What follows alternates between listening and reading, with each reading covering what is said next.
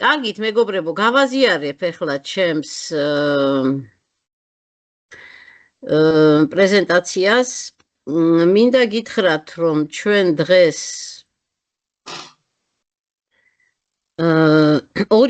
ორდღიანი ვებინარია, ხო, არ მინდოდა თქვენი უზომოდ გადატვირთვა. ამიტომ აი ეს უნდა გავწიო იქით. აი ასე. ხო, ამიტომ ორ დღეზე გავანაწილე, ანუ დღეს ჩვენ უფრო მეტად შევეხებით თქვენს იმ მთავარ საქმიანობას, ეს არის ეროვნული სასწავლო გეგმის ბილინგურად დანერგვა. უფრო აი ეროვნული სასწავლო გეგმაზე გვექნება დღეს აქცენტი, ხო, იმიტომ უნდა ვიცოდეთ რა არის ეს ეროვნული სასწავლო გეგმა, რომის დანერგვისთვისაც ხართ თქვენ აყვანილები. და ხვალ ჩვენ უშუალოდ რას გულისხმობს ბილინგური განათლება, როგორ უნდა წარმართოთ პროცესები და ასე შემდეგ, ეს უფრო ხვალინდელი ვებინარის თემა იქნება. დავიწყოთ მაშას ეროვნული სასწავლო გეგმა. არ ვიცი, შეიძლება ზოგს გააქვთ მასწავლებლობის გამოცდილება, ზოგს არა, ზოგ მაიცით, ზოგ არა. ყოველ შემთხვევაში შეჯამება ყოველთვის კარგია. ყოველ შეჯამებაზე რაღაცა ახალს ყოველთვის მეც ვსწავლობ ხოლმე. აი ეს არის ორი ძირითადი შეკითხვა. შეიძლება ამ ორ შეკითხვამდე, მთავარ შეკითხვამდე დავიყვანოთ სასწავლო გეგმა. როგორ ვასწავლოთ, გვაჩვენებს ამას, ხო? როგორ უნდა ვასწავლოს, ორიენტირებს გვაძლევს და რა ვასწავლოთ და რისთვის ვასწავლოთ, ხო? ამას უნდა აუცილებლად ვხედავდეთ. ეხლა რაც შეეხება იმას, როგორ ვასწავლოთ. უფრო ჩავშალოთ ეს შეკითხვა, როგორ შევუწყოთ ხელი თითოეული მოსწავლის საუკეთესო შესაძლებლობების განვითარებას. აი ამას ყოველ შემთხვევაში ამის გეზს გვაძლევს ეროვნული სასწავლო გეგმა და მე რასაკვირველია ეს უკვე დამოკიდებულია თითოეულ მასწავლებელზე, რესურსებზე და ასე შემდეგ. და რას ვასწავლით და რისთვის ვასწავლით, მოგეხსენებათ, რომ არის სამი საფეხური, ხო, იმისი ზოგადი განათლების. პირველი ეს არის დაწყებითი, პირველი 6 კლასი, მეორე საბაზო, ხო, მე-7, მე-8, მე-9 კლასი და მე-3 საშუალო. ამ წუთას მე-10, მე-11, მე-12. ხა აქ რაღაცა შეიძლება შეიცვალოს, არ შეიცვალოს, დღეს ასეა. ახლა თუ აღარ მიდის. ანუ რას ვასწავლით ისის, ანუ რა უნდა ეროვნული სასწავლო გეგმა გვიჩვენებს, რა უნდა შეეძლოს მოსწავლეს თითოეული საფეხურის ბოლოს, ხო, დაწყებითის ბოლოს, საბაზოს ბოლოს, საშუალოს ბოლოს, სწავლისას შეძენილი ცოდნის გამოყენებით. ანუ რაღაცებს სწავლობთ ამ წლების განმავლობაში და აი რისთვის ვასწავლით და რა უნდა შეეძლოს მან ამ ცოდნით.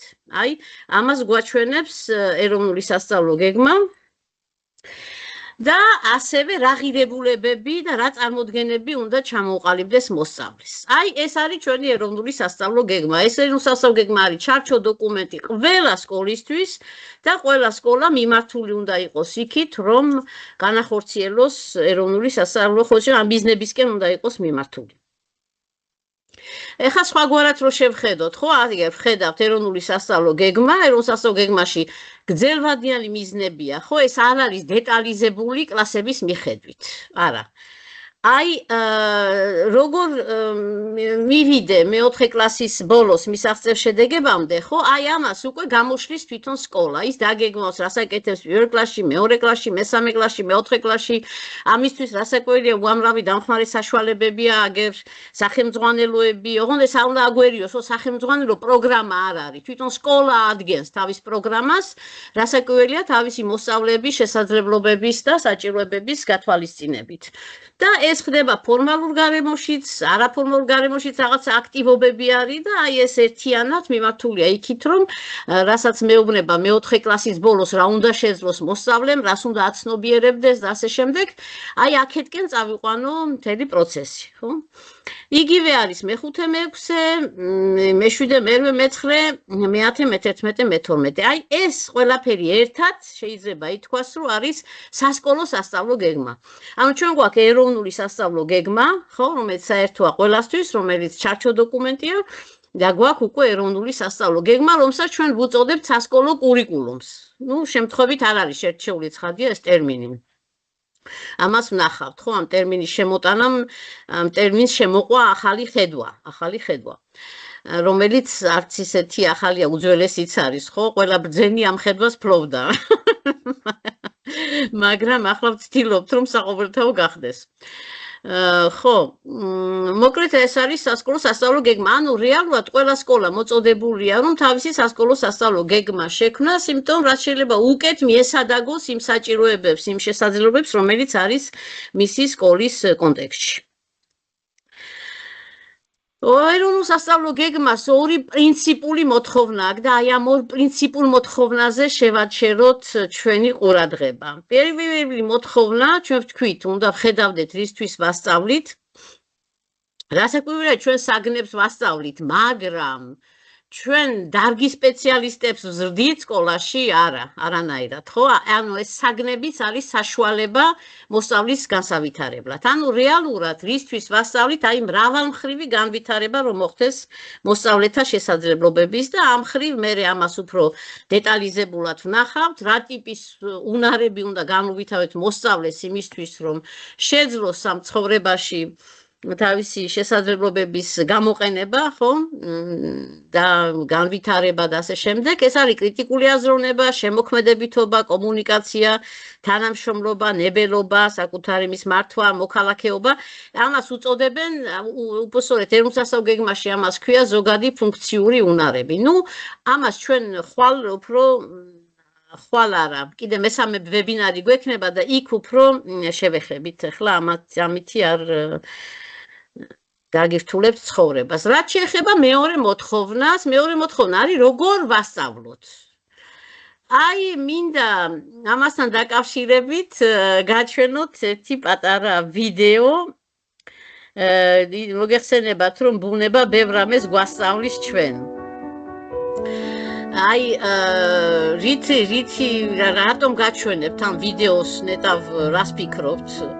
აი რომ დავაკვირდეთ, ხო, როგორი ძლიერი ლტოლვა ჩანასახოვანი შესაძლებლობების გაშლა განვითარების, აი სცენარეებში თუნდაც, ხო, როგორი ის არის ძალიან, რა ვიცი, ხიბლავს საოცრად ეს ვიდეო და იმ წუთას პედაგოგიკისკენ მისვა, აი ეს უნდა ხდებოდეს, ადზე უნდა შევუწყოთ მოსწავლეებს ხელი, რომ მათ, აი, რაც ჩაიდო მათ შესაძლებლობებში, ხო? აი, ისინი მაქსიმალურად, აი, საუკეთესო შესაძლებლობები, რაც არის მათში, ეს შესაძლებლობები გამოშალონ, ხო?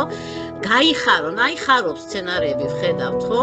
და იმას დაფესვიანდება და ამ ფესვე დაყრობით გამოშლის თავის ნახეთ რა სილამაზე არის, როდესაც იშლება ჩადებული შესაძლებლობები, ვის და რის მიერ, ამაზე პასუხი არ ვიცი თუ აქვს დღეს კაცობრიობას. მე პირადად მაქვს, მაგრამ ხო, აი მინდოდა რომ აი ეს კარგად გავიგოთ. ანუ რა არის პედაგოგიკა? აი მებაღეობა და პედაგოგიკას ვადარებ ერთმანეთს რა თვალსაზრისით, რომ მებაღემ პირობები უნდა შექმნას. მაგრამ განვითარება მცენარეს ეკუთვნის. ჩვენ შეიძლება ვერ შევქნათ სათანადო პირობები და ვერ გაიხარებს, ხო? მცენარე ზუსტად ასე არის მოსწავლე. ანუ პედაგოგიკა არის, შეიძლება ითქვას, გამოყენებითი მეცნიერება იმის შესახებ, როგორი პირობები უნდა შევქნათ იმისთვის, რომ მოზარდმა გაიხაროს, რომ მან გამოშალოს თავის საუკეთესო შესაძლებლობები. აი ამის წინაშე ვდგავართ ყველანი. და ხშირად გვავიწყდება სამწუხაროდ. ეხლა პრობლემატიკაში რომ შევიდეთ, ხო, აი რატომ ხდებათ, რომ მოსწავლეებს არ უნდათ სწავლა? ანუ რა, ზრდა განვითარებაზე ამბობენ, უარს, არადა ჩვენ ვნახეთ სცენარეებში როგორი ლტოლვა, როგორი სწრაფვა და მით უფრო მეტად არის ადამიანში, რომელიც განვითარების გაცილებით რომ აღარ იმას საფეხურზე დგას, ხო? მაგრამ რატომ აღარ უნდებათ, რატო წყდება ეს სურვილი, ხო, რაღაცაშია საქმე. ეტყობა ცოტა მებაღეები ჩავდივართ ცოდვას. რატომ ვერ ხდება ხოლმე საკლასო ოთახებში მიწოდებული ინფორმაციის გარდაქმნა ცოდნად? აი ჩვენ ვიცით რომ უამრავს, ყველა სკოლაში, არა მარტო ჩვენი ქვეყნის და ამ რეგიონების და ჩვენი ქვეყნის, მსოფლიოში დგას ეს პრობლემა, რომ ვაწვდით უამრავ ინფორმაციას მოსწავლეებს, მაგრამ გარდაქმნა ცოდნაც, აი პრობლემა. ანუ ამიტომ უფრო მეტად უნდა ვნახოთ, როგორ ვითარდება ცოდნის სტრუქტურები, რა პირობები არის, ხო? აი პირობების შექმნა, ეს ჩვენი თავარი ამოცანა არის. ხო, რა აუცილებელი პირობები უნდა შევქმნათ იმისთვის, რომ თითოეულ მოზარდს წინსვლასა და განვითარებაში შევუწყოთ ხელი. ასე რომ დიდებულ საქმიანობაში ხართ ჩართულები. ну, ძალიან არის იმას, მაგრამ განათლების მეცნიერების განვითარების კვალ ჩამოყალიბდა 5 აუცილებელი პირობა, რომელიც ეროვნულ სასწავლო გეგმაში წარმოდგენილია 5 საგანმანათლებლო პრინციპის სახით. აი აქ არის ეს პრინციპები. ეხლა ასე უცებ რო გითხრათ ეს არის, ეს არის, ცოტა უფრო იმას ნახოთ უფრო ახლოდან, ხო, თითოეული პრინციპი რას წარმოადგენს. დღევანდელი თემა უფრო ეს არის.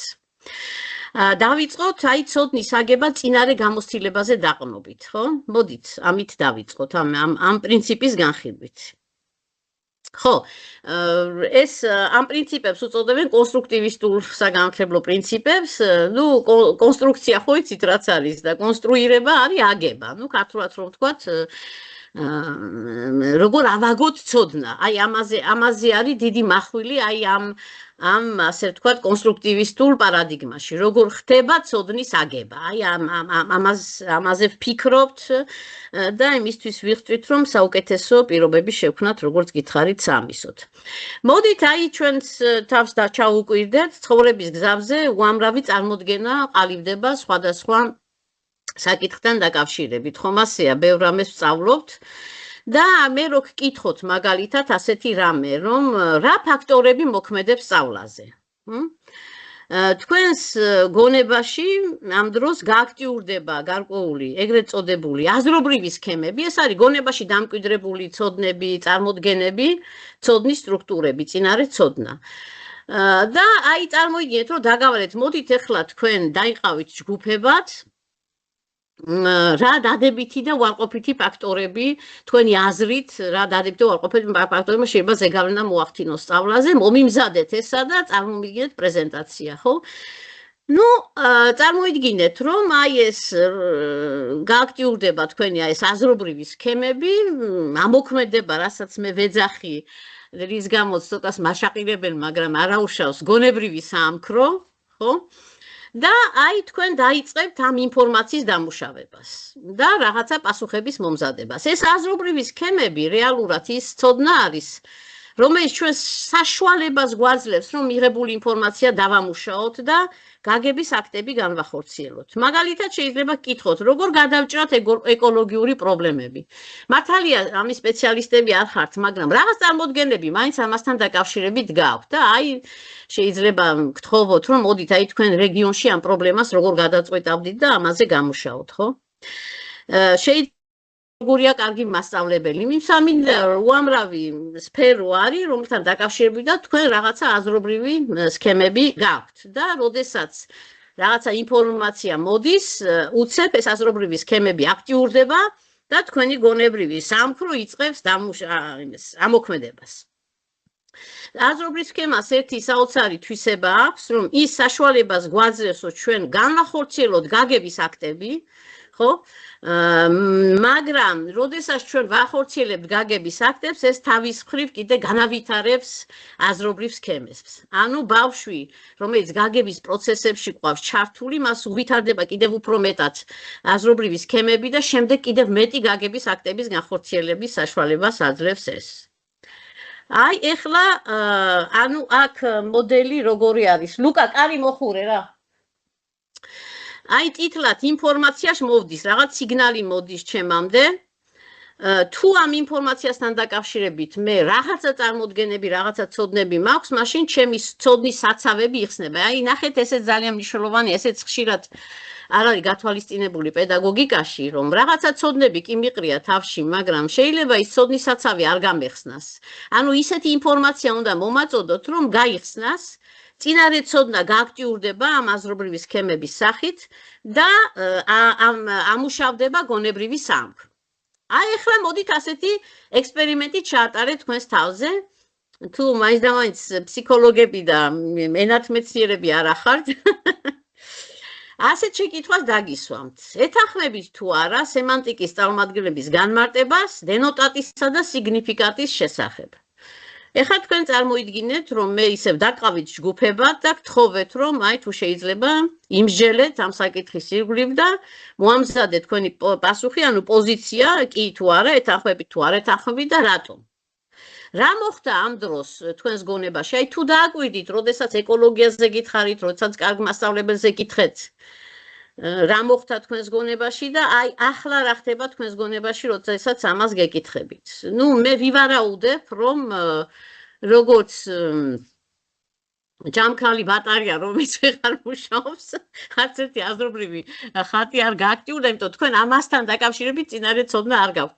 მაგრამ არც უნდა გქონდეთ, ეს ასებით ბუნებრივია. უბრალოდ ამით იმის ჩვენება მინდა, როგორი მნიშვნელოვანი არის წინარე ცოდნა. წინარე ცოდნა ის ინსტრუმენტებია, რომლითაც მე შევძლებ ახალი ინფორმაციის სწავლას. ამიტომ თუ რასაც მივაწვით მოსწავლეს არ დავუკავშირებთ იმ ცოდნას რაღაცით, რაღაც ასპექტით, რომელიც მას აქვს, ის უბრალოდ ამ ინფორმაციას ვერ დაამუშავებს. შეიძლება 1000 გვარი რაღაცები დავამახსოვრებინოთ, მუქარებით, რომ ნიშანს არ დაგიწერ და ასე შემდეგ, მაგრამ ეს არ იქნება, ნახეთ, ჩვენ ვთქვით, რომ უნდა დაფესვიანდეს ცოდნა იმისთვის, რომ ნაყოფი გამოიღოს, ხომ? აი ეს არ იქნება დაფესვიანებული ცნება, იქნება სრულიად ზერელი, უნაყოფო, პუჭი ცოდნა, რომელსაც ჩავაბარებ, როგორც აი ბოთლებს აბარებდნენ ადრე იმას. ანუ წინარე ცოდნის გარეშე რომ დავასკვნათ, ხო? წინარე ცოდნის გარეშე ინფორმაციაში მნიშვნელობას ვერ ვდებთ. ვერ ვდებთ. შეიძლება სიტყვები დავიზეპიროთ, მაგრამ რა მნიშვნელობას შეიცავს ეს სიტყვები, ამას ჩვენ ვერ გავიგებთ. და ხშირ შემთხვევაში ასე მიდის საგაკვეთილო პროცესები. აი მაგალითად რომ ვუყურებ იმ წიგნებს, ხო, სადაც არის, ნუ, ბოდიში ავტორებთან, მაგრამ რახარუხი ტერმინების, რომელიც ბავშვებს არ ესმით, არ არის მათი გამოცდილების ნაწილი. ხო? ეს არის, როგორ გითხრა, უშინაარსო ნიშნობას მოკლებული პროცესები. რასაკვირველია, ეს სრულიად აქრობს სწავლის სურვილს, აქრობს მათ გულს და აქრობს მათ სულს. ნუ კიდევ უფრო ახლოდან შევხედავთ ამ საკითხებს. ხო, სხვათა შორის ძალიან მომეწონა ასეთი ტერმინი შემოვიდა განათლებაში, ხმადაკარგული მოსწავლეები. ესე იგი, აქ დარგის სპეციალისტები რას ამბობენ, რომ ჩემი წინარე ცოდნა არის ჩემი ხმა და თუ შენ არ ითვალისწინებ ჩემ წინარ, მაშინ მე ხმას მართვებ და მე ხმადაკარგული მოსწავლე ვარ და განწირული ვარ იმისთვის, რომ ვიყო წარუმატებელი. ყოველ შემთხვევაში საგაკვეთილო პროცესებში და ნუ ხა ცხოვრებაში იმედი მაქვს, რომ ამით არ ინგრევიან საბედნიეროდ ჩვენი ახალგაზრდები. თუმცა ხშირ შემთხვევაში შეიძლება ძალიან ცუდი ზეგავლენები მოახდინოს, იმიტომ რომ ნახეთ, როგორ იფუჩქნება ის სცენარი, ეს ჩანასახვე შესაძლოა, ხო დევს, ხო ესტრაფის გაფუჩნას და ითრგუნება.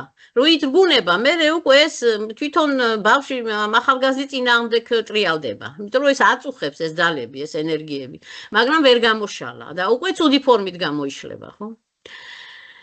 კარგით, ესე იგი ჩვენ ვნახეთ, აი გავამწვანე, რომ ცოდნის აგება წინარე გამოცდილებაზე დაყრდნობით არის ერთ-ერთი აუცილებელი პრინციპი, თუ ჩვენ გვინდა რომ მოსწავლემ ცოდნა ააგოს და ეხლა უკვე განვიხილოთ აი ეს სამი. აი აქ ვამბობთ, რომ ცოდნის სამ კატეგორია უნდა მოვიცვათ საგაკვეთილო პროცესში და მარტივად რომ ვთქვათ, ეს არის რა შეკითხვები, როგორ შეკითხვები, რატომ შეკითხვები და ნუ რატომ და როდის. შემდეგ აქ ჩვენ გვაქვს ცოდნათა ურთიერთდაკავშირება და ორგანიზება, ესეც ერთ-ერთი მნიშვნელოვანი პრინციპია. აი შეხედეთ, ყურძნის მტევანს ხომ ხედავთ? წარმოიდგინეთ, რომ მარცვლები ყურძნის დევს, აი ასეთ მის გარშემო ეს მტევანს მოვწყვიტეთ ბევრი ასე ისინი რა ქვია მარცვლები და აი ორი ხელით ავიღეთ ეს მარცვლები, რამდენს აიღებთ ასეთ შემთხვევაში და თუ თქვენ ყუნწებით დაიჭერთ მტევნებს, რამდენს აიღებთ, გაცილებით მეც, ხო, თუ აი ეს მტევნებს ავიღებთ. ასე არის ეს აზრობრივი სქემები, როდესაც ჩემი ცოდნის საცავები იხსნება და გააქტიურდება ჩემი ისინი რა ქვია აზრობრივი სქემები რაც უფრო ურთიერთდაკავშირებულია ინფორმაცია ყურძნის ტევანივით ბევრი მომაქვს და უკვე ძლიერდება სააზროვნო უნარები ამიტომ ჩვენ უნდა ვიზრუნოთ ამაზე რომ რაღაცა დანაწევრებული ინფორმაციით კი არ გამოვტენოთ ეს არის როდესაც აი ეს მარცვლები ყურძნის მარცვლები ერთმანეთს ვერ უკავშირდება ეს დანაწევრებული ინფორმაციებით შეიძლება აგერ გამოტენოთ თავი და არ განსხვავდება იმისგან რა ქვია ენციკლოპედიისგან რომელიც ან ვერაფერში ვერ იყენებს ამ ცოდნას ამიტომ ურთიერთდაკავშირება რომ აზროვნება კარგად განვითარდეს და ვნახავთ ასევე სწავლის სწავლას აი რით ეხმარება ესგ რომ წერია იცოდეთ რომ ეს არის ეროვნული სასწავლო გეგმა თავისი შემოკლებით რომ რით ეხმარება ეროვნული სასწავლო გეგმა სკოლებს იმისთვის რომ მათ შეძლონ ამ სამი პრინციპის განხორციელება საგაკვეთილო პროცესში ну ერთ-ერთი ინსტრუმენტი ეს არის ცნებებზე ორიენტირებული პედაგოგიკა. ანუ ვიყენებთ ცნებებს და აი სწორედ ამაზე მინდა პატარა თქვენი ყურადღება გავამახვილო. აქაც რა ვიცი, ვფიქრობ რომ ისე ინტერაქტიულად ეხლა რა კი ვებინარის ფორმატი გვაქვს, ასე ვერ ჩაგთავთ ინტენსიურად, თუმცა შეკითხვებს რომ ვსვამ, ეცადეთ რომ თქვენს გონებაში ამ შეკითხვებს პასუხი გასცეთ.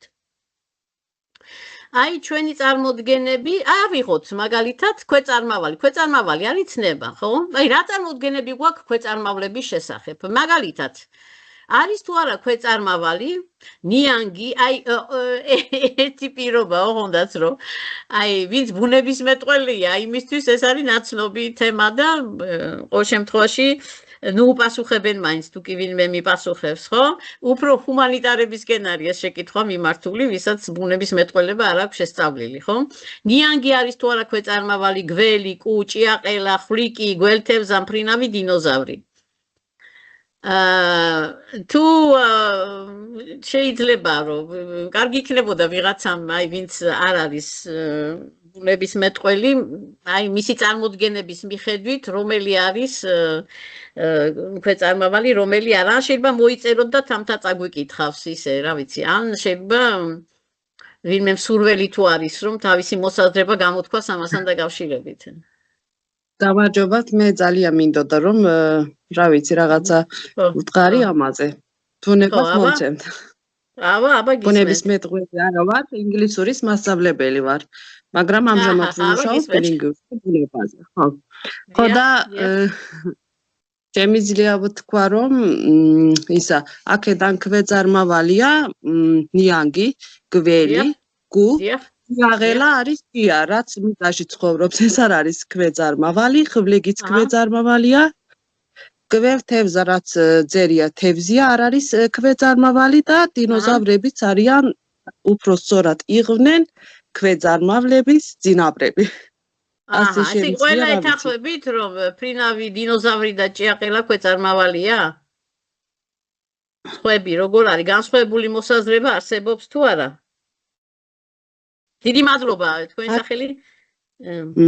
აინურ გიულმამედოვა. აქ მფრინავი საუბარი. ანუ მფრინავი დინოზავრი? მფრინავი დინოზავრიც ის არის რომ არა ბატონო სხვებმაც თავისი მოსაზრება გამოთქვან ხო მფრინავი დინოზავრი არის თუ არა ქვეწარმავალი ჩემი აზრით შეიძლება ჩემი აზრითაც არა არ არის ქვეწარმავალი ჭიაყელა ის არ არის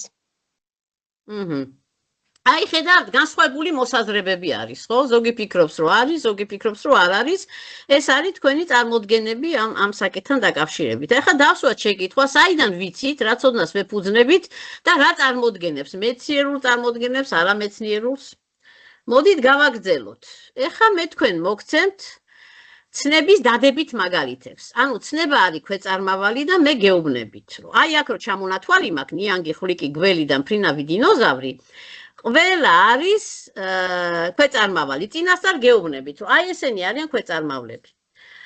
ეხლა მე თქვენ გთხოვთ, რომ იპოვოთ რა საერთო თვისება აქვს ამ 4 ცხოველს. რის გამოც ჩვენ ერთ ჯგუფში ვაერთიანებთ მათ, ერთი ცნების ქვეშ ვაერთიანებთ. აი თუ შეგიძლიათ რამე საერთო თვისებები იპოვოთ, ხო? თუ ანუ რაღაცაც რაც ერთსა და იმავე ცნებას უკავშირდება, იმათ აუცილებლად რაღაცა საერთო ნიშან-თვისებები აქვთ, განსხვავებებიც არის, მაგრამ რაღაცა აუცილებლად საერთო ნიშან-თვისებებიც. აი, რა საერთო თვისებები აქვს, ვის შეუძლია რომ მითხრას? ანუ სულ მიწაზე არიან თუ კი ბატონო, ვთქვათ რომ სულ მიწაზე არიან, თუმცა მფრინავ დინოზავრზე ვერ ვამბობ ამას. არა, იმიტომ რა რომ გამოდის ესე იგი, როგორ ეს პლანირება შეუძლია მფრინავ დინოზავრს ნამდვილად კი არ დაფრინავს. პლანირება შეუძლია შეეძლო მფრინავ დინოზავრს ნამდვილად კი არ დაფრინავს.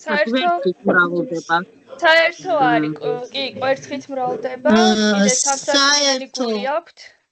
საერთო კიდე აქვს კანი აქვს საერთო. კანი აქვთ საერთო. აჰა, ანუ საფარველი, ხო? რქოვანი კერცლოვანი საფარველი. აი, რქოვანი კერცლოვანი.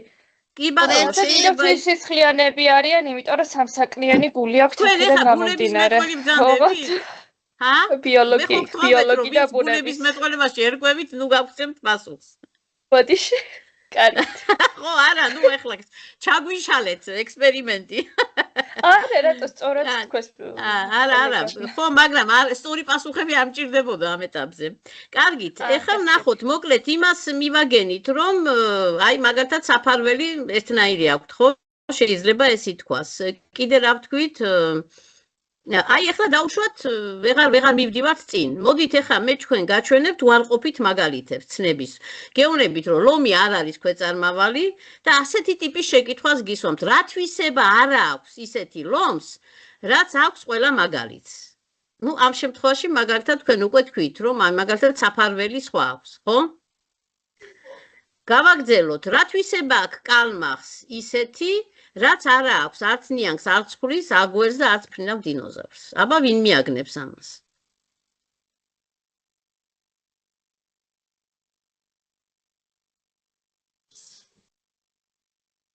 დამატებითი შეკითხვა, რითი სუნთქავს კალმახი?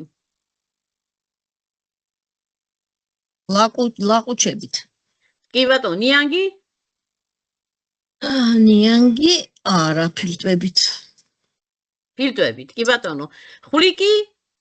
ფილტვებით სუნთქავს? ესე ყველა ფილტვებით. კი ბატონო, ანუ შეიძლება ვთქვა თუ ერთ-ერთი საერთო თვისება არის ის, რომ ესეც მეორე საერთო თვისება, რომ ფილტვებით სუნთქავს და აი ეს საფარველი არის რქოვანი და კერცლოვანი ფარებით, ხო? აი კიდე ერთი ბუზს შევხედოთ რა. თვისება არ აქვს ისეთი ბუს, რაც აქვს ყველა იმას, ყველა კი მაგალითს.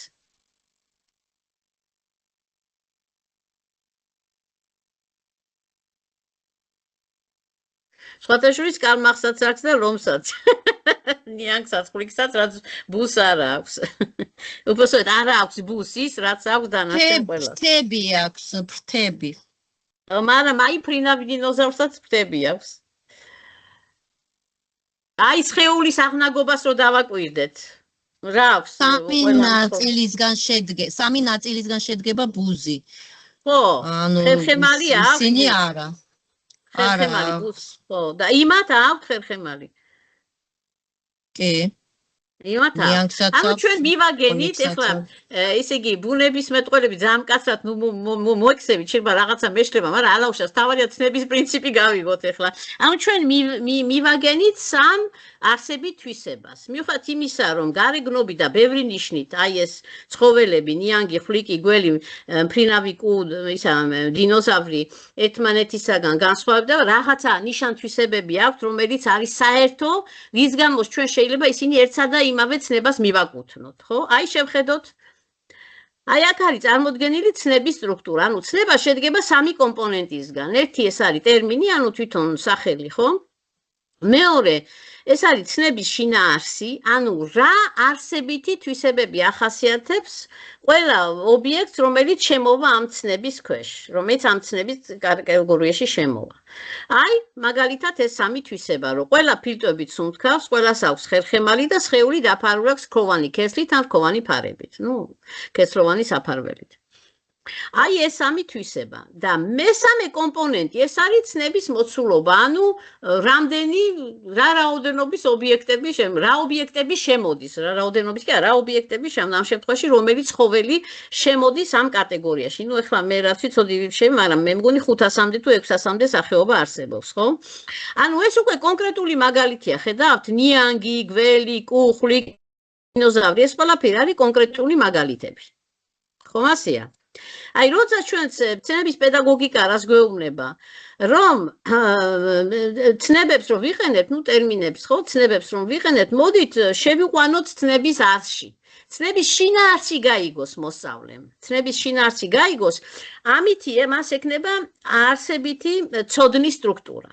და მას შემდეგ შეიძლება ურიცხვი ისინი ცხოველების ისინი მივცეთ ჯგუფები, კლასელი, ის შეძლებს რომ გამოარჩიოს, აი შეისწავლის, აი ეს სამი არსებითი თვისება აქვს თუ არა ამ ცხოველებს და მიუხედავად იმისა, რომ გარეგნული ნიშნებით ისინი განსხვავდებიან, ის მაინც შეძლებს რომ მიაკუთვნოს ქვეწარმავალს ესა თუ ის ცხოველი. ეხლა შევხედეთ, აი ჩვენ ვთქვით, რომ უნდა ვიმუშაოთ რატომ შეკითხვებზე, როგორ შეკითხვებზე და რა შეკითხვები. აი ნახეთ, აქ შემოვიტანეთ რატომ შეკითხვები. ნახეთ, რატომ არ არის ქვეწარმავალი ჭიაყელა. აი ეხლა თქვენ შეგიძლიათ თუ არა, უკვე ამის მერე მითხრათ, რომ რატომ არ არის ჭიაყელა ქვეწარმავალი.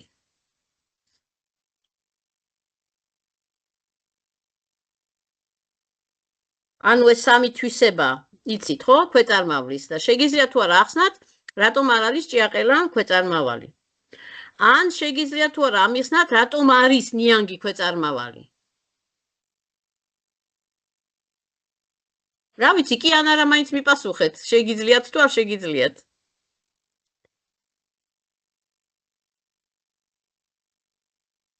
აბა დავიწყოთ, რატო არის ნიანგი ქვეწარმავალი? იმიტომ რომ მას აქვს მე ხوار დავიკარგენეტა. არა, თქვენ აქ ხართ ფაბრიკა. აჰა, ხო, კაი. რაღაცა ძალიან დიდი დუმილია, ხო? ანუ უკვე აქვს, ხო, ინსტრუმენტები. და გავაჩინეთ ხალბატონო თამარ და. აჰა, ხო. ანუ გავაჩინეთ და ხო, ცოდნის სტრუქტურა აქვს იმისთვის, რომ ამ შეკითხვებს უპასუხოს და იმსჯელოს. ხო და დაასაბუთოს, ხო ასეა. ასევე ასეთი საინტერესო შეკითხვა, რატომ მიაჩნია უმრავლესობას ჭიაყელა ქვეწარმავლად? რას უკავშირდება ეს შეცდომა? ხო? აი ტერმინი ქვეწარმავალი, რომელიც ჩვენ გვაქვს და სხვათა შორის რეპტილიას ამას ნიშნავს, როგორც ვიცი, ეტიმოლოგიურად, გამოხატავს თუ არა ამ სახეობის არსებითი ნიშანთვისებას. აბა ამაზე რა სიტყვით, არსებითი ნიშანთვისებაა, ეს გამოხატავს ქვეწარმავლობა. ჩვენ ვნახეთ, რომ არ გამოხატავს, იმიტომ რომ აგერ ფრინავი დინოზავრები გვაქვს, რომელიც სულაც არ დახოხავენ, ხო ასეა. უბრალოდ ასე დაერქვა, ასე შემოვიდა, მოკლედ, არამედიცინური წარმომავლობის ტერმინია, მაგრამ გაიერთიანა უკვე ქვეწარმავლები, ხო? და ეს ცნება ქვეწარმავალი გვაქვს.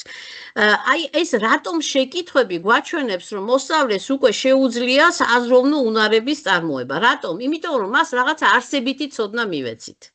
არსებითი ასპექტებში ჩავახედეთ, ხო? უი. აი ეს რატომ შეკითხვები, ხო?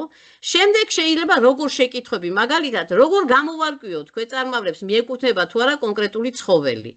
თუ ჩვენ აი ამ არსებით ნიშან-თვისებებს თვისებებს აღმოვაჩენებთ მოსწავლეს, მას უკვე შეუძლია უკვე წარმოდგენა აქვს აი როგორ ეს პროცედურა როგორ აწარმოოს, როგორ გამოაკვიოს ქვეწარმავალი მიეკუთვნება თუ არა. ასევე როგორ დავასაბუთო რომ ფრინავი დინოზავრი მიეკუთვნება ქვეწარმავალთა კლასს, ხო? აი ამ როგორ შეკითხვებს, აქ ანუ როგორ შეკითხვა ნიშნავს რომ პროცედურის შესრულება შემიძლია. აი პარალელი გავავლოთ მაგალითად არითმეტიკაში, ხო? შეიძლება როგორ მიუმატო ერთმანეთს მისინა რიცხვები, ხომ? ან როგორ გამოვაკლო, როგორ გავამრავლო. აი ამ სავარჯიშოს თუ ვაკეთებ, ესე იგი მე როგორ კითხვებს ვპასუხობ.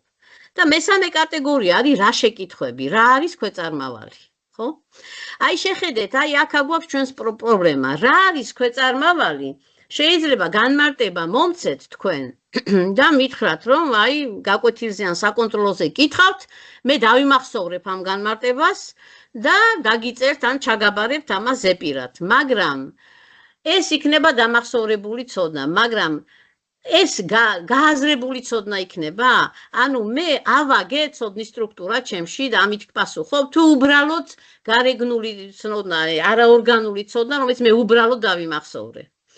არაჩვეულებრივია, როდესაც ჩვენ რატომ როგორ შეკითხვებზე ვამუშავეთ მოსწავლეებს, ხო, და ვაძლევთ საშუალებას, რომ შეძლონ მსჯელობა, შეძლონ პროცედურების წარმოება, აი ამის შემდეგ უკვე ამ ყველაფრის დამახსოვრება არის არაჩვეულებრივი. ჩვენ თუ სასწავლო პროცესი ისე მიყვავს, რომ ყველაფერს ვამახსოვრებინებთ, მაგრამ არ ხდება გააზრება, არ ხდება გამოცდილებაზე დაფუძნებით ცოდნის აგება, მაშინ ეს არის ფუჭი ცოდნა. არაფერში არ გამოადგება, არც საზოგადოებას და ან ბავშვს ასეთი ცოდნა. აი გავაგრძელოთ, აი მაგალითად მე და საზოგადოებაში ჩვენ გვაქვს ასეთი ცნება ინსტიტუცია. მოდით ახლა თქვენს თავებში დაფიქრდით, რომ აი ვის რა წარმოდგენები გაქვთ ინსტიტუციაზე, რა არის ინსტიტუცია, რა არის ამ ტერმინის, ამ სიტყვის მნიშვნელობა, ამ სიტყვის შინაარსი. ახლა წარმოიდგინეთ, რომ მესამე კლასში უკვე ინსტიტუციას ვასწავლით მოსწავლეებს, ხო? რა ვქნა, დავხსნათ და აუხსნათ რა არის ინსტიტუცია? აი ერთი ძიმე შეცდომა, რომელსაც ბევრი უშვებს განათლების სისტემაში, ბევრ ქვეყანაში, ხო? სიტყვის მნიშვნელობა სად დევს, ამაზე ავფიქროთ. ჩვენ გონია, რომ სიტყვას რო ვასწავლით, მნიშვნელობაც თან მიხვდა და ჩავიდა ბავშვის გონებაში. ანუ თუ ბავშვი ამ სიტყვებს იყენებს, ჩვენ გონია, რომ ეს მნიშვნელობაც უკვე ის არის დაუფლებული. მაგრამ სად დევს სიტყვის მნიშვნელობა? სიტყვაში დევს თუ ადამიანის გამოცდილებაში და მის წარმოდგენებში. რასაკვირველია, მის გამოცდილებაში უნდა აიგოს ეს მნიშვნელობა და აი მაშინ შეიძენს სიტყვა მნიშვნელობა. თუ ჩვენ სიტყვებს ვაძლევთ უბრალოდ, მაშინ რასაკვირველია ძალიან უნაყოფო იქნება სწავლის პროცესი. აი ნახეთ, ეხლა ინსტიტუცია რა არის? ხო, ეს არის დაწესებულება, რომელიც ზრუნავს ადამიანის საჭიროებებზე, ხო, ასე არის ეროვნულ სასწავლო გეგმაში ისა. ამ დაწესებულებას აქვს საჭირო ინფრასტრუქტურა, ხო? ყავს სპეციალურად მომზადებული კადრი, ყავს დარგის პროფესიონალი. ეს არის ინსტიტუცია. რო შევხედოთ, მეგობრებო, ეს არის ზოგადი ცოდნა. ხომ ასეა? ზოგადი ცოდნა, ეს ეხება ყველა ინსტიტუციას. და როგორ მივიყვანოთ მოსწავლეები ამ ზოგად ცოდნამდე, აი ამაზეა საუბარი. ამდენ ტერმინებს რო ვასწავლით, ამდენ საგნებში, ამდენ ტერმინებს რო ვასწავლით. ეს ტერმინები ზოგადი ცოდნის გამოხატულებაა. და როგორ ვასწავლოთ, როგორ მივიყვანოთ ამ ყველაფრის გაგებამდე, გააზრებამდე, გათავისებამდე, დაფესვიანებამდე, რომ მე ნაყოფი გამოიღოს, არა? როგორ ავაგებინოთ ცნება ინსტიტუციის მნიშვნელობა მოსწავლეს? რა ვქნათ ამისთვის? პირველ რიგში დაუსვათ ჩვენს თავს შეკითხვა. რით უკავშირდება ინსტიტუცია მოსწავლეთა გამოცდილებას? ამითი უნდა დავიწყოთ, როცა აი გეგმავთ საგამოცდილებო პროცესს, აი ეს საკითხები მაქვს, პროგრამულად შევარჩიე, რომ მოდი ამაზე ვამუშავებ. პირველი შეკითხვა. რით როგორ დავუკავშირო ეს მოსწავლეთა გამოცდილებას? ჩვენ პირველი პრინციპი გვეუბნება, რომ აუცილებლად წინარე ცოდნას უნდა დაეფუძნოს, წინარე ცოდნა გამოცდილებას. ამიტომ ჩვენ თუ ეს კავშირები ვერ ვიპოვეთ, ჩათვალეთ, რომ უნაყოფო სწავლის პროცესი მიდის. აგერ გვაქვს ინსტიტუცია არის სახანძრო, პოლიცია, დასუფთავების სამსახური, ბაღი, სკოლა, სუპერმარკეტი, სამავთყოფო, მუზეუმი, თეატრი, აი ეს ყველაფერი არის ინსტიტუცია, ხო? თითოეული მათგანი წარმოადგენს ინსტიტუციას. შეიძლება ვთქვათ უკვე, რომ მაგალითად სახანძრო, როგორც ინსტიტუცია, ეს არის კონკრეტულ ფორმაში გამოხატული ზოგადი ცოდნა. ანუ თუ მე სახანძროს ბავშვებთან ერთად შევისწავლით სახანძროს, იქ ვიდეოებს ნახავთ, იქ წავალთ ინტერვიუებს ავიღებთ, შეიძლება რომ რაღაცა სახანძროში მივიდე და ასე შემდეგ. მე დავანახვებ ამ კონკრეტულ გამოხატულებაში ცოდნის, რომელიც რაღაცით რასაკვირველია უკავშირდება მის წინარე გამოცდილებას, ხო, სახანძროს შესახებ ბავშვებს აქვს რაღაცა წარმოდგენები, პოლიციის შესახებ, დასუფთავების სამსახურის შესახებ ხედავენ, ხო, მანქანები როგორ დადიან და ასე შემდეგ. ეხლა შეიძლება მუზეუმში არ არის ჩემი ბავშვი, ხო, ჩვენი ბავშვები ვთქვათ ნამყოფი. თუ მე დავაპირებ, რომ მოდი მუზეუმსგან ვიხილავ, რომ ინსტიტუციაზე ვიმუშაობ, მაშინ წავიყვან მუზეუმში, ან თეატრში, ან ბიბლიოთეკაში, რომ მათი გამოცდილების ნაწილად იქცეს და ამ კონკრეტულ სახანძროში ვნახავთ, რომ აი რაღაცი ძრუნავს ადამიანებზე, რაღაც ისინი აქვს ინსტრუმენტები, რომელიც არ გვხვდება სხვაგან, ხო? და ყავს კადრი, რომელიც სპეციალურად არის მომზადებული. შემდეგ ამას ვნახავთ პოლიციაში, ამას ისა და აი ჩვენ რომ ვამბობთ გზელვადიანი მიზნები, როცა სასწავლო გეგმა გეუბნებათ, რომ ცნება ინსტიტუცია მეოთხე კლასის ბოლოს უნდა იცოდეს. ხო, ამ ცოდნას მერე დაეფუძნება, ნუ მე მეხუთე მეექვსეშიც არის თუ არ მეშლება ზუსტად არ მახსოვს, მაგრამ მე მგონი მაინც არის. ამას დაეფუძნება მერე უკვე ცნება სახელმწიფო, რომელიც დგას ინსტიტუციებზე, ხო? ეს კი არ უნდა დავიწყოთ, რომ აი ბავშვებო, ჩვენ ახლა შევისწავლეთ ინსტიტუცია არის, არა. აბა რა იცით სახანძროს შესახებ, ვიწყებთ კონკრეტულით, აუცილებლად, რომელიც მის გამოცდილებას უკავშირდება და შემდეგ უკვე აი ამ საკის დავამუშავეთ, რავალ მხრივად დავამუშავებ და იქამ შემდეგ თქვათ იქ ბაღი იქნება, სკოლა იქნება, პოლიცია იქნება და ბოლოს მეოთხე საფეხურის ბოლოს უკვე რაღაცა განზოგადებას შეძლებს მოსწავლე, რომ აი ეს არის არა ინსტიტუცია, არის თუ არა ეს ინსტიტუცია, ის არის ინსტიტუცია, აი ამაზე უკვე ძალიან საინტერესო მსჯელობას შევესწარი აი არ მახსოვს მე მგონი ახალქალაქის ერთ-ერთ სკოლაში მოხდა რომ მსჯელობა და კამათი ატყდა იმაზე არის თუ არა ოჯახი ინსტიტუცია და ისეთ საინტერესო მოსაზრებები გამოხატეს რომ გაოგნებული დავრჩი. ხო, აი კიდევ ერთი მნიშვნელოვანი, აი ჩვენ ვთქვით რომ ცნებების პედაგოგიკა, ხო, ანუ ცნება არის ერთ-ერთი სტრუქტურული ერთეული, რომელსაც ვთავაზობთ სკოლებს, რომ გამოიყენონ იმისთვის, რომ პროცესი ააგონ და მეორე არის ასევე კონტექსტ მაგალითები. აი ნახე, კონტექსტუალიზებული მაგალითი. მაგალითად, სახანძრო არის კონტექსტუალიზებული. თუ მე კონკრეტულ სახანძროს განვიხილავ ბავშვებთან ერთად, ხო? ეს იქნება კონტექსტუალიზებული მაგალითი და ეს მაგალითი საშუალებას აძლევს მოსწავლეს, რომ გაიგოს რა არის ცნება ინსტიტუცია. და კონტექსტ მაგალითები რითია მნიშვნელოვანი? აი პირველ პრინციპს თუ გავითვალისწინებთ, მნიშვნელოვანი არის იმით, რომ საშუალებას გვაძლევს, რომ წინარე ცოდნას დავეფუძნოთ და წამოვიყვანოთ, ანკესზე წამოვაგოთ მოსწავლე და წამოვიყვანოთ, რომ აქედან უფრო რაღაცა აღმოაჩენოთ ის ასპექტები, რომელიც მან არ იცოდა. ანუ აქ ისევ როგორც ხედავთ, ცნების სტრუქტურა გვაქვს სამკომპონენტიანი ტერმინი, ცნების შინაარსი, ანუ მისი არსებითი თვისებები და მოცულობა, ხო? მაგალითები. ინსტიტუცია, აი აქ არის უკვე კონკრეტული მაგალითები, ხო? ინსტიტუციის, რომელიც ჩვენ შეიძლება საგანმანათლებლო პროცესში გამოვიყენოთ და არის მისი არსებითი მახასიათებლები, ის რაც ახასიათებს ყველა ინსტიტუციას. ეხლა უცებ ქუჩაში რომ გავაჩირო ვიღაცა და ვკითხო რა საერთო არის მუზეუმსა და სახანძროს შორის, შეიძლება იფიქროს რომ ვერ არის ეს ჯანზე, ხო? მაგრამ აი ინსტიტუციის თვალსაზრისით რასაკვირველია მათ საერთო მახასიათებლები აქვთ, ამიტომ ერთ კატეგორიაში შეიძლება შევიყვანოთ ეს ინსტიტუციები. აი აქაც იგივე, ანუ ჩვენი საგანმანათლებლო პროცესი მიმართული არის არა ფაქტების დიდ რაოდენობაზე და დიდ მოცულობაზე, არამედ არსობრივი სტრუქტურების ჩამოყალიბებაზე. ცოდნის არსობრივი სტრუქტურები უნდა ჩამოვაყალიბოთ მოსწავლეს და ასეთ შემთხვევაში აზროვნება ვითარდება და იძენს ცოდნას, რომლის გამოყენებას შეძლებს ის სულ სხვადასხვა კონტექსტებში.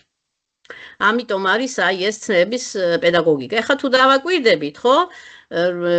ვნახავთ, რომ ეს ხელს უწყობს რატომ, როგორ და რა შეკითხვებზე მუშაობას, ხო? როდესაც ჩვენ ასეთ არსობრივ ცოდნის არსობრივ სტრუქტურას ზედაპირზე არ ჩანს, ხო?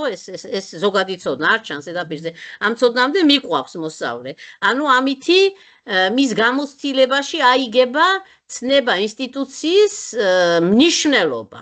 ოღონდ ეს იქნება გამოცდილებაზე აგებული უკვე. როდესაც ის შეისწავლის სახანძროს, იმას ბიბლიოთეკას, სკოლას და ასე შემდეგ, ეს კონკრეტულად, ხო? კონკრეტული ქმედებებით, ხო? აიგება ცოდნის მნიშვნელობა მასში. ანუ, აი გავამწვანე, ნახეთ, ჩვენ ცოდნის აგებას ვნახეთ, ცოდნის სამი კატეგორიაზე რომ ვმუშაობთ, ესეც ვნახეთ. ცოდნათა ურთიერთდაკავშირება რო ხდება, რასაკვირველია, როცა არსობრივ ასპექტებზე მუშაობ, შემდეგ მოსწავლეს აქვს საშუალება, რომ ცოდნის ეს სხვადასხვა კომპონენტები ერთმანეთს დაუკავშიროს. წინააღმდეგ შემთხვევაში რატომ შეკითხვებს ვერც კი უპასუხებს, ხო? და ვნახეთ, რომ აი სწავლასაც ხელს უწყობს, იმიტომ რომ როგორ შეიძინოს ცოდნა, ის ცოდნის სტრუქტურას ხედავს, როგორ შეიძინოს ცოდნა, ამას უყურებს. გარდა ამისა, ის ფაქტი, რომ სწავლის პროცესში ყავს ჩართული, რასაკვირველია, ეს ხელს უწყობს იმას, რომ იმასაც დააკვირდეს, არა მარტო იმას, რა სწავლობს, არამედ როგორ სწავლობს. ესეც არის ძალიან მნიშვნელოვანი. აი, რაღაცა გამონათქვამია, არ ვიცი, გავრცელებული, რომ ანუ ჩვენ მარტო თევზები კი არ უნდა მივცეთ მოსწავლეს, ანუ ანკესი, რითაც ის თევზებს დაიჭერს. აი, ეს არის ძალიან მნიშვნელოვანი, მით უფრო თანამედროვე სამყაროში. დაგვრჩა ერთი პრინციპი, მოსწავლის შინაგანი აქტივობა. აი, ესეც არის ძალიან მნიშვნელოვანი. აი, აქ მინდა ერთი შემთხვევა განვიხილო, რომელსაც ყოველთვის განვიხილავ, იმიტომ რომ ძალიან ისეთი საგულისხმო შემთხვევა, რომელიც უკავშირდება ჩვენს პრობლემატიკასაც და ეროვნულ სასწავლო-გეგმის მოთხოვნებსაც და იმ ინსტრუმენტებსაც, რომელიც ეროვნულ სასწავლო-გეგმას თავაზობს სკოლებს. ეს არის ფრანგი მწერალი დანიელ პენაკი, რომლის ნაწარმოებები, რა ვიცი, 27 ენაზე ითარგმნა, ანუ გესმით ხო რა იმის არის მონაცემების ადამიანი არის, ქართულად სხვათა შორის 2-3 მისი რომანი უკვე ნათარგმნი არის და აი მან დაწერა ავტობიოგრაფიული რომანი სკოლის სევდა და აი რამდენიმე ხო და ეს ადამიანი ეს დანიელ პენაკი ბავშვობაში იყო უკიდურესად ჩამორჩენილი მოსწავლე, იმდენად ჩამორჩენილი რომ აი თვითონ წერს იხსენებს, აი ეს არის მისი ავტობიოგრაფიული რომანიდან ფრაზები, რომ ბავშვების მომავლის გარეშე, ბავშვები არასდროს არაფერი გამოვა, წყალწაღებული, ანუ მიჩნეული იყო რომ ეს არის წყალწაღებული ბავშვი, მშობლებას დაკარგეს ის რა ქვია, იმედი რომ საერთოდ ამას შეიძლება ამეშველოს სკოლა მასებლებმა აი თვითონ როგორ უყურებდა თავის თავს რომ ამაზე ციერი ვერ დამარწმუნებდა რომ საერთოდ რამე მომავალი მექნებოდა უმომავლო ცხოვრება აი ხედავთ როგორი ხშირია ეს ჩვენ სკოლებში ხო მე ვამბობ მსოფლიო მასშტაბით მე-19 საუკუნის და 21 საუკუნის სკოლებში მასობრივი პრობლემაა რომ სინამდვილეში უზარმაზარი მონაცემებია, მაგრამ სრულიად დადგუნული რჩება. შენ თავი ტვინით კი არა ჩალიდგა გამოტენილი ეს მასწავლებლის ტექსტი არის, იმედი შეიძლება გქონდეს ასეთი ნიშნებით, ეს კიდე დირექტორის ტექსტი, ატესტატი არასდროს, არც იფიქროთ, ვერასდროს მიღებთ, გესმით თუ არა ჩემი, ვერასდროს. აი, რატო იყო დანიელი ჩამორჩენილი მოსწავლე? რატო არ უნდოდა სწავლა, რატო ვერ სწავლობდა, რატო იყო დადგუნული ის ძალები და ის პოტენციალი, რომელიც შემდეგ გამოვლინდა. გააქვთ ამაზე პასუხი? არა და ძალიან მიყვარს დიმიტრი უზნაძეს. როგორ? მე უნდა მოტივაცია არ ქონდა მოსწავლის. ხო, რატო არ ქონდა მოტივაცია? რატო სულ არ ყოფით კომენტარებს უკეთებდნენ? ხო, ალბათ ესეც არის. კი. წელებს. არავის შეეროდა მაგ.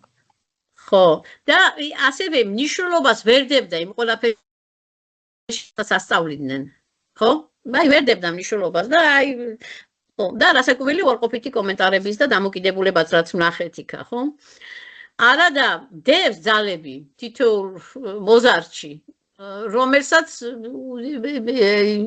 უზარმაზარის აქვს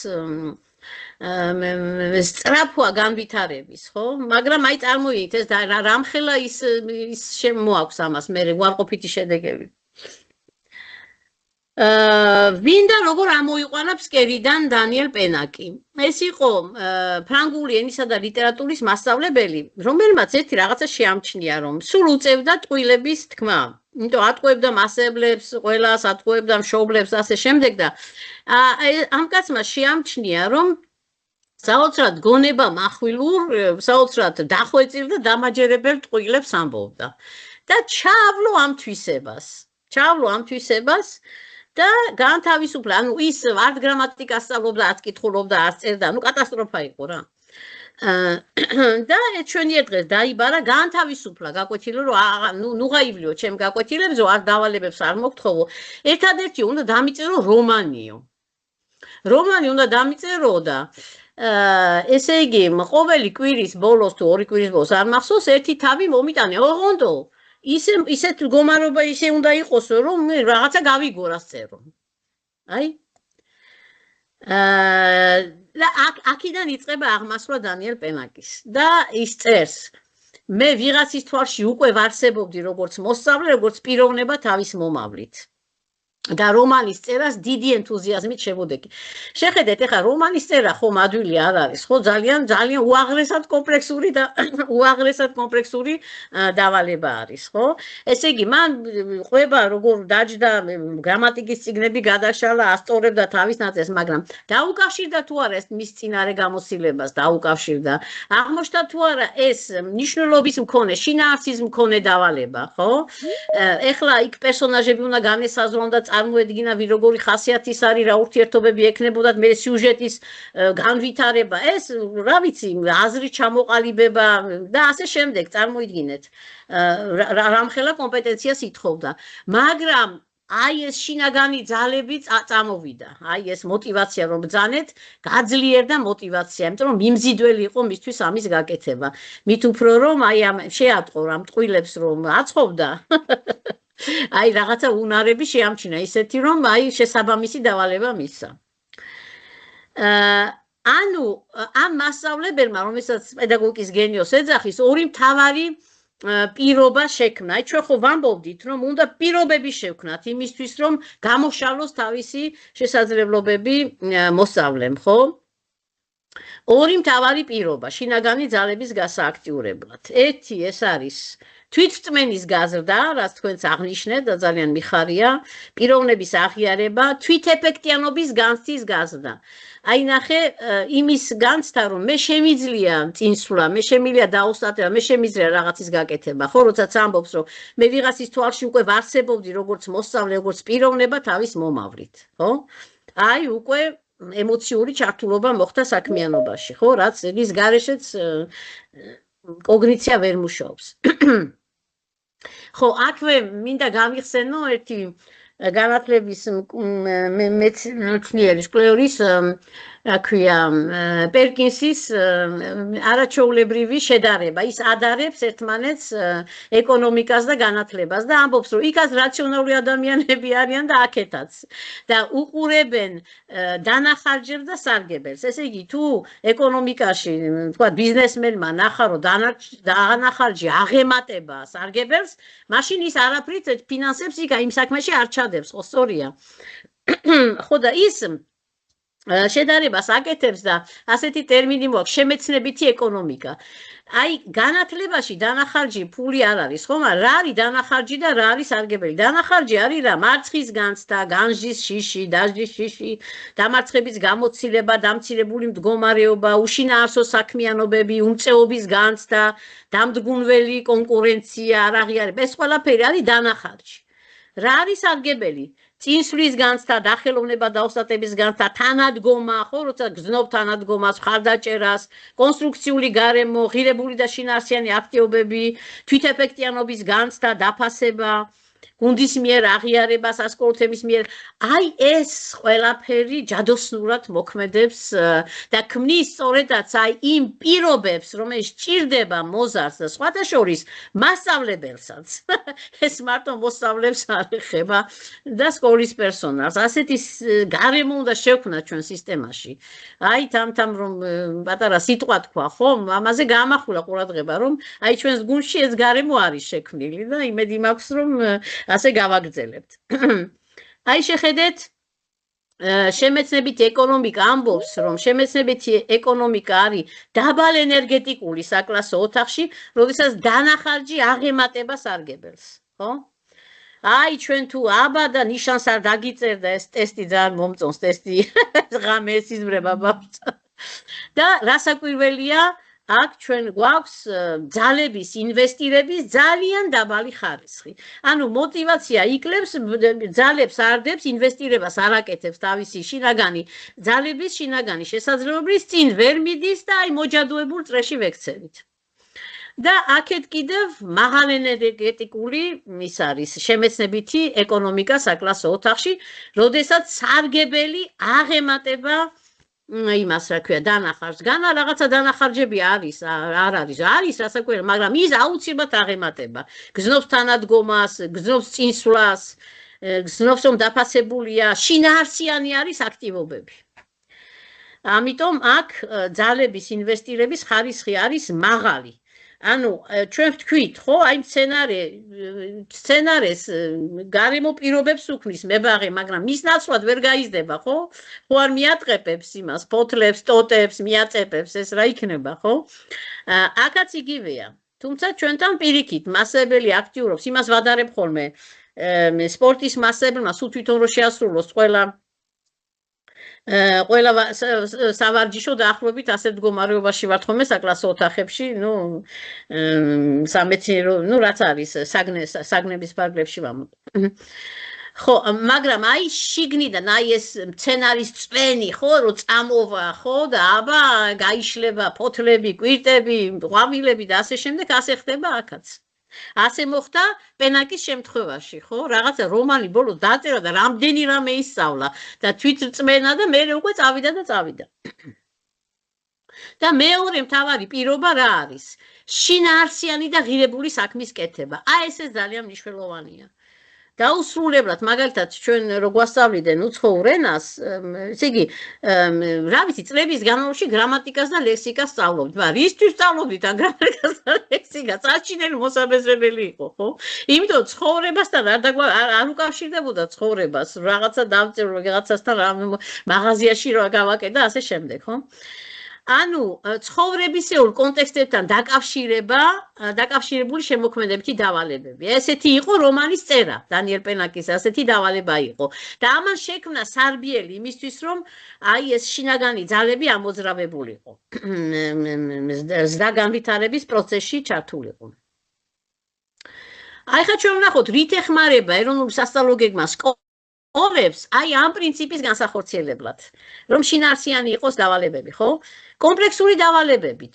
ანუ არის მოთხოვნა, რომ ჩვენ მოსწავლეებს კომპლექსური დავალებები უნდა ვაკეთებინოთ. ეს არის ცხოვრებისეულ კონტექსტებთან დაკავშირებული დავალება. ხა ვინც საერთოდ არიცით, ერთი ორი ასეთი იდეა, მაგათად გავაკეთოთ ჭიანჭველების ფერმა და შევისწავლოთ მათი ცხოვრების ნირი. თვითონ აკეთებს ამ ფერმას, ხო? ეს უკვე სულ სხვა არის. ეს ბუნების მეტყველებიდან, თქვათ, მოვაწყოთ ძველებული საოჯახო ნივთების გამოფენა, რითაც, წერია, წარმოაჩენთ ყოფაში მომხდარ ცვლილებებს, ხო? აი ცვლილება, ხო? ეს უკავშირდება მე და საზოგადოებას ამ საგანს. ხედავთ, ანუ აი ეს არის ცხოვრებასთან დაკავშირებული აქტივობები. აგერ ქიმიაში ასეთი დავალება ვნახე ერთხელ, რატო ამჟავდა ანას მურაბა და რატო დაშაქდა მარის მურაბა, ხო? ცხოვრებისეულ გამოცდილებას უკავშირდება, მაგრამ რაღაცა ქიმიურ იმაში შევალთ, ქიმიის რაღაც საკითხებს შევისწავლით ამისი, ან კატაპულტის გაკეთება ფიზიკაში. კარგით. ანუ სასკოლო საქმიანობის ცხოვრებასთან დაკავშირება.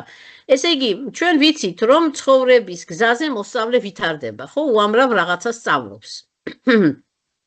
აი ჩვენი დიდი ფსიქოლოგი, დიდი პედაგოგი და დიდი პიროვნება დიმიტრი უზნაძე ამბობს, რომ ცხოვრება ზრდის ადამიანს. და ნახეთ, ჯერ კიდევ სად იყო კონსტრუქტივიზმი, კონსტრუქტივისტული პარადიგმა, როცა სიტყვები თქვა.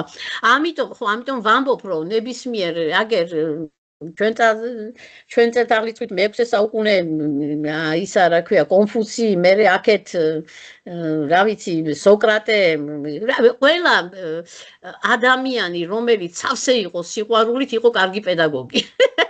პედაგოგიც, სიბრძნით და სიყვარულით. აგერ მოლა ნასრედინი არ არის საუცხოო პედაგოგი. ხო, მოკლედ. ცხოვრება ზრდის ადამიანს და ამიტომ, როდესაც ნამდვილი აღზრდა გვსურს, სკოლაში ეს ცხოვრება უნდა გადაიტანო და ნორჩი ადამიანი მისი საფეხურებით ატარო. დაუკავშირე. სხვათა შორის გოგებაშვილიც მაგას ამბობს. ბავშვს უყვარს ბუნება და ცხოვრება და უკავშირეს სწავლა ცხოვრებას და წახალისდება სწავლაზეც. აი ეს არის თქვენ აი ასე მოგიწევთ მუშაობა, თუმცა შიშველი ხელებით კი არ შედიხართ, ჩვენ გაძლევთ რესურსებს, სადაც ეს ყველაფერი ჩადებულია. უბრალოდ მე უკვე თქვენი ოსტატობა იქნება, როგორ დანერგავთ ამას საკლასო ოთახებში. ამიტომ აი კურიკულუმი ვთქვით სიტყვა, ხო სასკოლო სასწავლო გეგმაც უნდა იქცეს მოსავლის განვითარების გზად, აუცილებლად. ასე კურიკულუმის სიტყვა, იმიტომ შემოიტანა ახალი ხედვა, განათლებაში რომელიც თან ძველიც არის, ხო? მაგრამ მივიწყებული იყო, რომ ის აღნიშნავს სვლას, მოძრაობას, აი ეს გზა არის. ანუ ჩვენ უნდა შევთავაზოთ გამოცდილება, მდიდარი გამოცდილებით სავსე გზა სასკოლო კურიკულუმის სახით, სადაც ის უამრავ რამეს ისწავლის. მაგრამ ეს რომ მოხდეს, აუცილებლად უნდა დაუკავშირდეს ცხოვრებას. სასკოლო კურიკულუმი უნდა იყოს მჭიდრო კავშირში ცხოვრებასთან და მაშინ უკვე შინაარსიანი და აზრიანია ბავშვისთვის სწავლის პროცესი. და ეს ყველაფერი უნდა დაუკავშირდეს რას? გრძელვადიან მიზნებს ეროვნული სასწავლო გეგმის.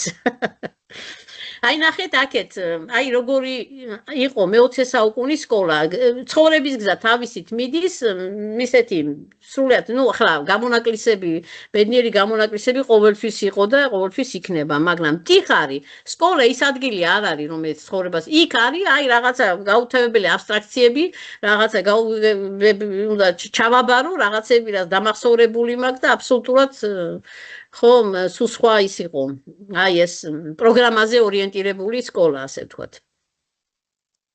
და არა მოზარდების ძალთა განვითარებაზე. მოკლედ, ჩვენ ხუთივე პრინციპი განვიხილეთ. ხო, ცოდნის აგება წინარე გამოცდილებას დაფუძნებით, ცოდნის სამ კატეგორიაზე მუშაობა, ცოდნათა ურთიერთდაკავშირება და ორგანიზება მოსავლის გონების სტრუქტურებში, სწავლის სწავლა და მოსავლის შინაგანი აქტივობა, რომელიც არის, თუ შინაგანი აქტივობა არ არის, ნაყოფი არ გვაქვს. ეხლა ჩვენ უკვე კონკრეტულ საქმეზე გადავიდეთ და აი ეს ჩვენ უნდა ეხლა განვიხილოთ ერთ-ერთი კომპლექსური დავალება, რომელსაც ასეთი სათაური აქვს, ვეტერინარის ერთი დღის აღწერა ნახატზე დაყრდნობით. ეხლა ჩვენ კონკრეტულად ვნახოთ, როგორ ხორციელდება ეს ყველაფერი საგაკვეთილო პროცესში, ხო? აი ჩვენ ამას რომ ვნახავთ, მე უკვე შევაჯამებ და დღეს ამით დავასრულებთ, რომ გაგამხნევოთ. ძალიან დიდხანს აღარ გაგრძელდება ეს. თავარია თუ ახერხებთ კიდევ რომ ჩართული იყოთ ამ პროცესებში, მოსმენის პროცესში. აი ეხლა უკვე მე უნდა გადავიდე სხვა დოკუმენტზე. აი თქვენ ხო, წავიკითხოთ ხომ ეს კომპლექსური დავალება ასეთი არის, რომ ესე იგი ჩვენს ოჯახებს სხვადასხვა პროფესიის ადამიანები ემსახურებიან. ერთ-ერთი არის ვეტექიმი. ნუ თქვენ იცით რომ ამ რეგიონებში, რა ვიცი, მეგონი თითქმის ყველას ცხოველი ყავს, ან იქვე მდებარე სოფელში ყავს ახლობლები. ნუ ყოველ შემთხვევაში ბავშვები უფრო ასეთ გარემოში იზრდებიან, ხო მანდ. მოირგე ვეტექიმის როლი და წარმოიდგინე შენი ერთი სამუშაო დღე, როდის და რით წახვედი სამსახურში, რა ჰქვია შენ სამსახურს, რომელ ცხოველებს ან ცხოველს უმკურნალეს, სად უმკურნალეს, სამსახურში თუ გამოძახებით, რას ტკიოდა, რით უმკურნალე, როდის და რით დაბრუნდი. საკუთარ ნახატებზე დაყრდნობით ზეპირად აღწერე შენი ერთი სამუშაო დღე. ანუ მან უნდა წარმოიდგინოს, რომ არის ვეტერინარი, ერთი დღის განმავლობაში როგორც ვეტერინარმა რა გააკეთა, ნახატებით უნდა აღწეროს, ამ შემთხვევაში ნახატებით უნდა მოჯღაპნილი იყოს, თავარია თვითონ იცოდეს რა დახატა და აღწეროს, ხო? და ზეპირად უნდა აღწეროს, რომ აი ესეთი იყო ჩემი ერთი სამუშაო დღე. შემდეგ ასეთი ის არის მოთხოვნა ნამუშევარში და ნამუშევრის წარდგენისას აუცილებლად უნდა წარადგინოს მან, ხო, თავის ნამუშევარი. წარმოაჩინე, რისთვისაა სამსახური, რომელშიც ვეტექიმი მუშაობს, რა მოხდებოდა ვეტპუნქტი რომ არ არსებობდეს, აი ამაზე უნდა იმსჯელოს, ხო? რა პროფესიის ადამიანები მუშაობენ ვეტპუნქტში და რა ევალებათ მათ. აი ახლა მე ასეთი პატარა ამოცანას დაგისვამ და გთხოვთ რომ იაქტიუროთ. უნდა ვნახოთ რით უკავშირდება, აი ამას ვუწოდებ ჩვენ კომპლექსურ დავალებას, რომელიც დაკავშირებულია ცხოვრებისეულ კონტექსტებთან. ეს დავალება არ არის დავალება, რომელსაც აბა შემისულე, მოგეცი, შეასრულე ჩამაბარე არა. ამ დავალებაზე მუშაობა დიდხანს გაგრძელდება და საბოლოოდ მათ უნდა შეძლონ ამის გაკეთება.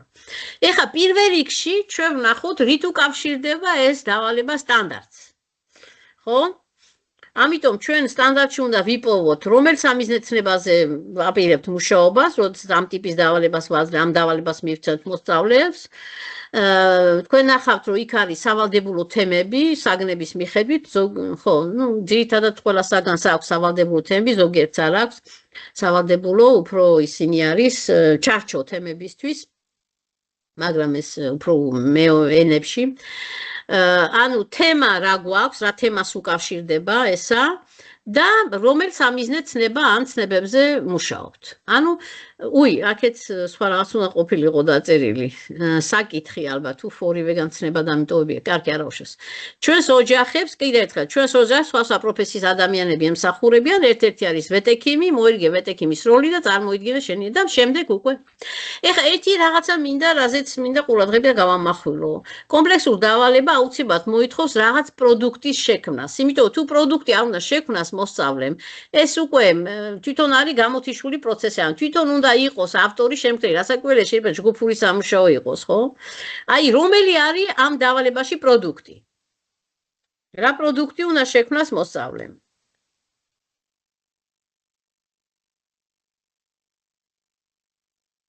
ალბათ თემატური პოსტერი შექმნას? კი ბატონო, ანუ ნახე, ხო, ერთგვარი კომიქსი არის, ხო, ნახატების, ხო, კი ბატონო.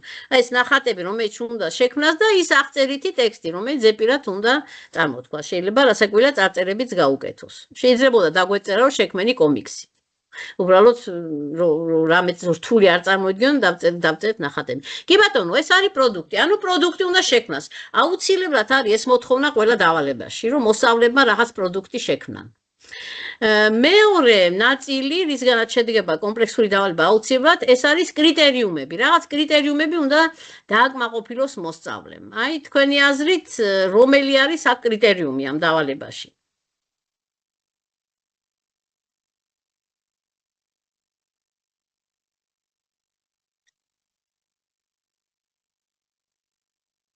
რა შეიძლება დავეხმაროთ ასევე მომავალ პროფესიის, ანუ არჩევაშიც ამით, ანუ ხო გაიგებთ, ანუ როგორია, ანუ ეს პროფესია. პროფესიის შესახებაც ხო გაიგებს? ანუ შეიძლება გაიგებს. კი, ანუ თქვენ რას ამბობთ? თქვენ ახლა ახალი ბრძანდებით თუ უკვე მუშაობთ ჩვენთან ვერ ხედავ. ხო, კი ბატონო. ხო, კი, ანუ კრიტერიუმები რომელია? რაღაც კრიტერიუმები უნდა დააკმაყოფილოს, რომ ჩვენ ვიტყვით, რომ აი, თქვათ, ვეტერინარის სამსახური ასეა თუ ისეა, მას გააზრებული აქვს, ხო? რომელი არის აი კრიტერიუმი აი ამ დავალებაში? სად ხედავთ კრიტერიუმებს? ანუ როგორ რითი მკვნალო? როგორ? მის პასუხი უნდა სამედიცინო განათლება უნდა გქონდეს ელემენტარული, რომ შეძლოს თუნდაც ვეტერინარად მუშაობა, ხო? ერთ-ერთი კრიტერიუმი სამედიცინო განათლება. არა, ჩვენ მოსწავლეს იმას არ ვთხოვთ, რომ არა, ის არის, როდის და რით ეძახვედის სამსახურში. ესენი არის, ანუ კრიტერიუმები. ეს ნახეთ, ეს ამბავი უნდა მოყვეს მან. უნდა მოყვეს ამბავი, რომ აი სამსახურში წავედი მანქანით. ეს არის ძალიან კონკრეტული დეტალები, ხო? კონკრეტული დეტალები. კარგით. ჯერჯერობით ღიად დავტოვოთ ეს საკითხი. და აი ეხლა თქვენ ხო დაიმახსოვრეთ ეს დავალება. ეხლა მე თქვენ გაჩვენებთ სტანდარტს. გაჩვენებთ სტანდარტს და ჩვენ ამ სტანდარტში უნდა ვიპოვოთ, რას უკავშირდება, რით უკავშირდება ეს დავალება სტანდარტს. აი, ეხლა ძალიან რო არ დაიბნეთ, მთელ დოკუმენტს ხადი არ წაგაკითხებთ, მთავარზე გავამახვილებ ყურადღება. აი, წაგიკითხავთ, რომელი სამიზნე ცნებები გვაქვს, ეს არის საგანი მე და საზოგადოება, როგორც ხედავთ, აი, მე-3-4 კლასის ეროვნული სასწავლო გეგმას აქვს საგნობრივი სტანდარტები, ხო? სტანდარტი ითხოვს, რა უნდა შეძლოს მოსწავლემ, როდესაც მე-4 კლასს დაამთავრებს ამ საგანში, ხო? საგანი არის მე და საზოგადოება, საგანი მე და საზოგადოება. აქ ჩვენ გვაქვს, ნახე, აი რა უნდა შეძლოს მოსწავლემ ამ ცოდნის გამოყენებით, აქ არის შეფასების ინდიკატორი, საიდან ვიგებთ, რომ მას ეს შეუძლია და აქ არის სამიზნე ცნებები. ეხლა მე თქვენ დაგისახელებთ სამიზნე ცნებებს ჯერ, კარგად ყველა მოვისმინოთ და მე მითხარით, რომელ სამიზნე ცნებას უკავშირდება. ერთი სამიზნე ცნება არის პიროვნება. მეორე სამიზნე ცნება არის საზოგადოება. მესამე სამიზნე ცნება არის ზრუნვა. მეოთხე სამიზნე ცნება არის ინსტიტუცია და მეხუთე არის ცვლილება. აი, ხუთი სამიზნე ცნება არის. უკვე შეგიძლიათ თქვა საზოგადოებას?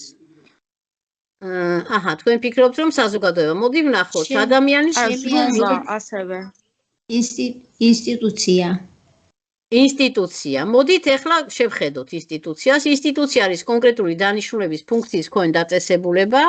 ეს შეიძლება იყოს სახელმწიფო სამსახური, საგან რელიგიური, რომლის მიზანია კონკრეტული ადამიანების დასაძლო საჭიროებებზე ზრუნვა. დიახ. და ინსტიტუციაში ხო.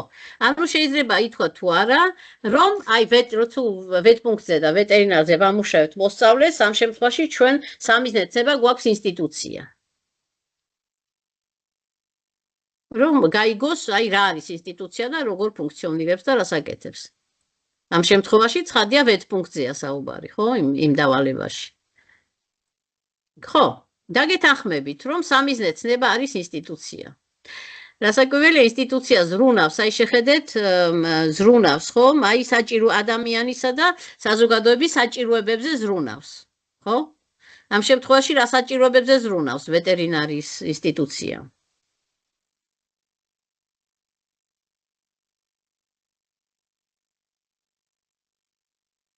აბა, რაზე ზრუნავს ვეტპუნქტი და ვეტკლინიკა? ცხოველებს ზრუნავს. ხო, ამას გახდა ცხოველი და აი ოჯახი გამიხდა ავა ძროხა და საჭიროება მაქვს, რომ ვიღაცა მიშველოს, ხო და გამკურნოს. ამაზე, კი ბატონო. ამიტომ ზრუნვას თავისთავად ეს შეიცავს. შეიძლებოდა გვეთქვათ ცალკე ზრუნვა, მაგრამ ეს თავის თავში მოიცავს, მაგრამ ესეც სწორი იყო. ეხლა აი საზოგადოება რომ ბრძანეთ, ხო? აქ რა არის? ადამიანის სხვადასხვა საზოგადოებრივი ჯგუფის, ოჯახის, სკოლის, პროფესიული ჯგუფის წევრია, წევრებს შორის განსხვავებულობაც არის და ერთიანობის განცაც საერთო საზრუნავი. აი, როგორ ფიქრობთ, აბა, უფრო ინსტიტუცია არის სამიზნე ცნება თუ საზოგადოება? ინსტიტუცია. ინსტიტუცია, კი ბატონო. ანუ სამიზნე ცნება არის ინსტიტუცია. ეხლა შეხედეთ, როდესაც ინსტიტუციაზე მუშაობთ, რა გვინდა? სწავლის შედეგი რა უნდა იყოს? რომ აი ინსტიტუციების ფუნქციების და მნიშვნელობის გააზრება. რა ფუნქცია აქვს ინსტიტუციას და რა მნიშვნელობა აქვს მას? აი ეს უნდა გაიგოს, ხო? და რომელი აქტუალური პრობლემის მოგვარებაში ეხმარება საზოგადოებას. ეს არის რაზედაც უნდა შეძლოს მსჯელობა მოსწავლემ, ხო? აი აქ არის მითითებული, რომ შეუძლია საქმიანობისა და საჭიროებების დაკავშირება ინსტიტუციასთან, ხო? შეუძლია ინსტიტუციების ფუნქციონირების, როგორ ფუნქციონირებს ეს ინსტიტუცია, შეუძლია ეს ახსნას. აი ეს თუ შეძლო, მაგალითად, კმაყოფილი ვიქნებით, რომ აი ეს და ამ კომპლექსური დავალებაზე რომ ვამუშავეთ, ამ დავალებებზე მუშაობის დასასრულს თუ მოსწავლემ ეს შეძლო, ვიტყვით, რომ შესანიშნავია, აი ეს ინდიკატორები მიღწეულია. რაც შეეხება, აი აქ აგვაქვს რა უნდა გააცნობიეროს მოსწავლემ, რა წარმოდგენები უნდა ჩამოუყალიბდეს მას ინსტიტუციასთან დაკავშირებით, ხო? რომ ინსტიტუცია არის ზრუნავს საზოგადოების საჭიროებებზე, რომ აქვს მომზადებული კადრი ყავს ამისთვის და ასევე რაღაცა საშუალებები აქვს ისეთი, რის გამოც მას უკეთ შეუძლია იზრუნოს ვიდრე კონკრეტულ ადამიანს. ეხლა მიუბრუნდეთ ჩვენს დავალებას. მიუბრუნდეთ ჩვენს დავალებას. ესე იგი, საგნის სამიზნე ცნება რა ყოფილა? ინსტიტუცია. კი ბატონო. ხო, ეხლა დამავიწყდა, აი თემად შევარჩიოთ, სტანდარტში არის ეს თემები. აი გაჩვენებთ სავალდებულო თემები, ამ საგანში არის, მე მგონი 6 სავალდებულო თემა. აი ეს თემები არის სავალდებულო. ჩემი ოჯახი, სასკოლო გარემო, მეგობრები, თანატოლები, გარემო, რომელშიც მე ვცხოვრობ, განათლება, სკოლის მიღმა, მედია, ინფორმაცია, მე და ჩემი ქვეყანა. აი ამ 6 თემიდან რომელ თემაში დამუშავდება ჩვენი კომპლექსური დავალება თქვენი აზრით? გარემო, რომელშიც არის თუნება რომ ასე ვიფიქროთ, მაგრამ კარგად დავაკვირდეთ, აბა. ნახეთ, ჩვენს ოჯახებს სხვადასხვა პროფესიის ადამიანები ემსახურებიან. ერთ-ერთი არის ვეტექიმი. ანუ ჩვენი ოჯახი? ანუ ჩემი ოჯახი. კი. ანუ ამ შემთხვევაში თემა იქნება ჩვენი ოჯახი. ანუ ოჯახებთან დაკავშირებული ვეტექიმის ისა. ხო, ანუ თემა არის ჩვენი ოჯახი და სამიზნე ცნება არის ესა. ეხლა აქეთ უნდა დამეწერა საკითხი და ისევ ცნება დამეწერია, არა უშავს. საკითხი არის რა? აი ცნება და თემა ერთმანეთს დაუკავშირდება და აი ვეტერინარის ერთი დღე იქნება უკვე კონკრეტული საკითხი, ხო? რომელიც ემსახურება ოჯახს და აი ამ საკითხის დამუშავებისას ეს იქნება ჩემი შუალედური მიზანი. გრძელვადიანი მიზანი მაქვს რა, რომ ეს სამიზნე ცნება გააცნობიეროს, რას ნიშნავს, ხო? გრძელვადიანი მიზანი. და შუალედურ მიზანზე მე უშუალოდ ერთი ინსტიტუცია მაქვს აღებული, ვეტერინარის სამსახური და ამაზე ვმუშაობ. გასაგებია, რაც თქვით? მერე სხვა ინსტიტუციას ავიღებ, ხო? მერე შეიძლება ავიღო სახანძრო, მერე შეიძლება აი სკოლა როგორც ინსტიტუცია, ამაზე ვამუშაო და ესენი იქნება შუალედური მიზნები, რომლითაც მე მივდივარ გრძელვადიანი მიზნისკენ, ამ შემთხვევაში გააცნობიეროს, რას ნიშნავს ცნება ისა ინსტიტუცია. და ამასთან დაკავშირებული ცოდნით უკვე შეძლოს მსჯელობა და ასე შემდეგ, გააზრება და მსჯელობა და რაც არის მოკლედ სტანდარტში მოცემული. მოკლედ ეს გავიგეთ, ხო? თუ რა არის რაღაცა გაუგებარი დარჩა აქ? რამე შეკითხვა ხო არა გაქვთ თქვენს? არა. ეხლა აი დეტალიზებული სასწავლო ერთეული ეს სწრაფად ჩაივლის, იმიტომ რომ არ არის ძალიან დიდი ერთეული. უბრალოდ ჩვენ აქ ვნახავთ, აი რა აქტივობები არის, რა რესურსები, რა შეკითხვები და თქვენ დააკვირდით, აბა. აი ეს აქტივობები, რომელსაც ჩვენ ეხლა ვნახავთ, ამზადებს თუ არა მოსწავლეს იმისთვის, რომ კრიტერიუმები დააკმაყოფილოს. კრიტერიუმებს უნდა დავუბრუნდეთ მე და მავიწყდა. აბა აი ეხლა ეს სტანდარტი რო ვნახეთ, ხო? კარგად დავაკვირდეთ, სად ვხედავთ კრიტერიუმებს, რომელიც უკავშირდება ცხადია აი ინდიკატორებს, ხო? მოსწავლემ რა უნდა შეძლოს, რა ეწერა იქ ამეცა. ესე იგი რა არის მნიშვნელოვანი იმისთვის რატო ვერ გავდივარ? ხო, იქა ვარ, სადაც მინდა.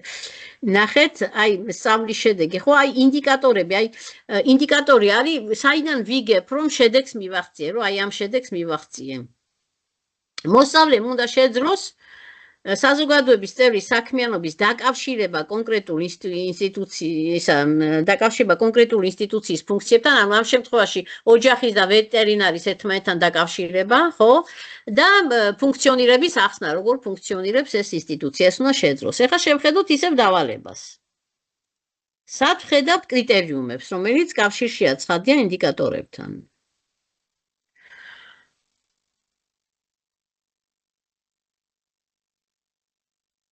კრიტერიუმები, რომელიც მოსწავლემ უნდა დააკმაყოფილოს და რომლის გამოც მე ვიტყვი, რომ უი რა კარგია, ესე იგი, აი ეს ვეტერინარი და ვეტკლინიკა როგორც ინსტიტუცია ბავშვმა კარგად გაიაზრა. აბა დავაკვირდეთ, მოდით, ეს ნაწილი არის პირობა, ხო, ჩვენს ოჯახებს, ისა, მოკეთ რა უნდა გააკეთოს, ხო, ამას ვეუბნებით. შემდეგ ვეუბნებით, რომ ნამუშევარში და ნამუშევრის წარდგენისას, ანუ როდესაც შენ ზეპირად წარმოადგენ შენ ნახატებს და იმსჯელებ და აღწერ ერთ სამუშაო დღეს, ამის შემდეგ შენ უნდა წარმოაჩინო, ხო? მე შეკითხვებს დაგისვამ, შენ უნდა იმსჯელო.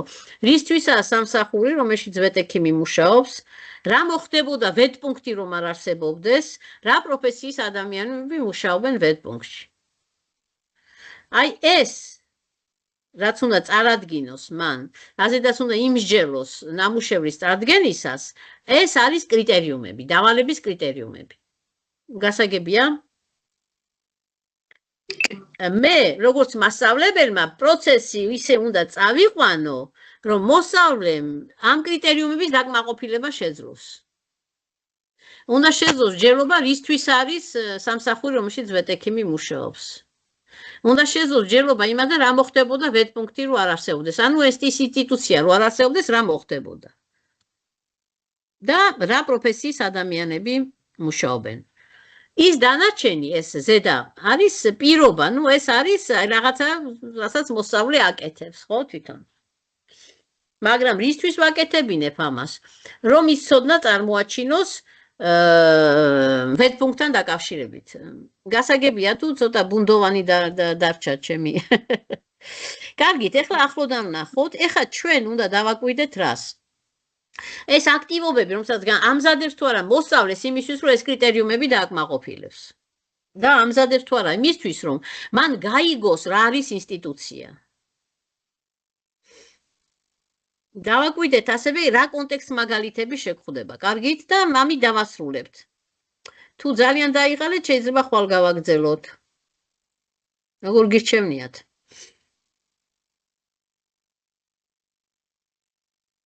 ამის შემდეგ დავასრულებთ. ესეც გავიაროთ, ხო? კი. კარგით. ეს რომელი, ეს არასწორი რესურსი შევარჩიე. მე როგორც გითხარით, ჩვენ დღეს ბილინგურს არ განვიხილავთ. ხო, ხვალ უკვე, აი ბილინგურად ეს ყველაფერი როგორ ხდება, მაგას ხვალ განვიხილავთ. დღეს ნახოთ მონოლინგური ვერსია. ვეტერინარის ერთი დღე. აი ხედავთ, აქ მოცემული არის, რომ აი სამიზნეცი არის და პატარა, უფრო პატარა ცნება, რომელსაც ხან-ხან ქვეცნებას ვეტპუნქტი არის. რა უნდა გააცნობიეროს მოსწავლემ. ხო, ამას ხვალ ვნახავთ ეს რაც არის. აი დავაკვირდეთ, აი ასეთი აქტივობა არის, აი ეს აიბოლიტი. ნახეთ წინარე ცოდნის გააქტიურება, ხო? აი რატო ვიწყებთ ამითი? აბა რა სიტყვით, რატო ვიწყებთ წინარე ცოდნის გააქტიურებით? ანუ რა იციან ბავშვები? რადგან წინარე ხო, რა იციან, კი ბატონო. ანუ ამ შემთხვევაში, ეს აიბოლიტზე არის, იმიტომ რომ უმრავლესობამ ეს მულტფილმი იცის. თუ არ იცის ეს მულტფილმი, მაშინ მასწავლებლებს რეკომენდაციას ვაძლევთ, რომ ნახეთ ექიმი აიბოლიტი, ხო? აი რა არის, ვინ არის ეს ადამიანი, თუ რას აკეთებს სურათზე, როგორ გონიათ, მართლა ყავს ცხოველებს ექიმი თუ არა? ხომ არიცით რა ჰქვია ცხოველების ექიმს? თქვენს ცხოველს თუ დასჭირვებია ექიმი, რატომ? ვინ დაეხმარა თქვენს ცხოველს, როგორ დაეხმარა? აი ხედავთ, უკვე ხდება აზრობრივი სქემების გააქტიურება მოსწავლეში. უკვე რომ აი მზაობა იყოს, ხო, განწყობითი მზაობა, რომ ეხლა ჩვენ აი ცხოველების ექიმებზე რაღაცას ვისწავლით და აუცილებლად კლასში ვიღაცას რაღაცა ეცოდინება მასთან დაკავშირებით, ხო? შემდეგ არის ესეთი, აქ არის ასეთი ტექსტი, რომელიც შეადგინა სპეციალურად აი ამ მიზნით, რომ აი ეს თემა გვესწავლებინა მასზე.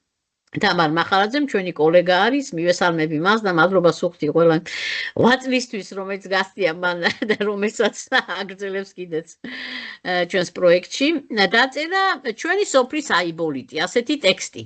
ეხლა აი თუ დააკვირდით, ჩვენ ვისაუბრეთ კონტექსტ მაგალითებზე, ხო? შეიძლება თუ არა ვთქვათ, რომ ეს ტექსტი არის კონტექსტ მაგალითი. ეხლა ცოტა მაინც წავიკითხოთ. რა ვიცი, ვინმე სხვა უნდა რომ წაიკითხოს ხმა მაღლა. თამარ, აქ ხო არა ხარ რომ წაიკითხო? არ არის, კარგით. როგორ? შეიძლება მე წავიკითხე. კი ბატონო, წავიკითხეთ, აბა. მამა, ვინ არის ვეტერინერი? იგითხრა პატარა ნიამ მამას. ვეტერინერი კი არა ვეტერინარი. შეასწორა მამამ. უკაცრავ, მე მომართავდით ამრი? არაფერი, ხო არ გინდა რომ წაიკითხო, მაგრამ დაგასწრეს უკვე. გამორთული მქონდა და სანამ ჩავრთე, ხო, კარგით, არა, თქვენ წაიკითხეთ, ბოდიში. ხო, არა, შეიძლება მე თუ დაიღლება შეენაცვლო. კი ბატონო. ხო, მერე? გაასწორა ნიამ. რატომ მეკითხები? რატომ და ბებომ თქვა. ჩვენი ბეჭოლა, ავატა და ვეტერინარი უნდა გამოვიძახოთ. არაფერს არ ჭამს და მოწყენილაო. ხო, თუ მასეა დიახ. ხო, თუ მასეა მართლა სჭირდება ვეტერინარი. თქვა მამამ. ხო და ვინ არის ეგ ვეტერინარი? ვეტერინარი იგივე ექიმი.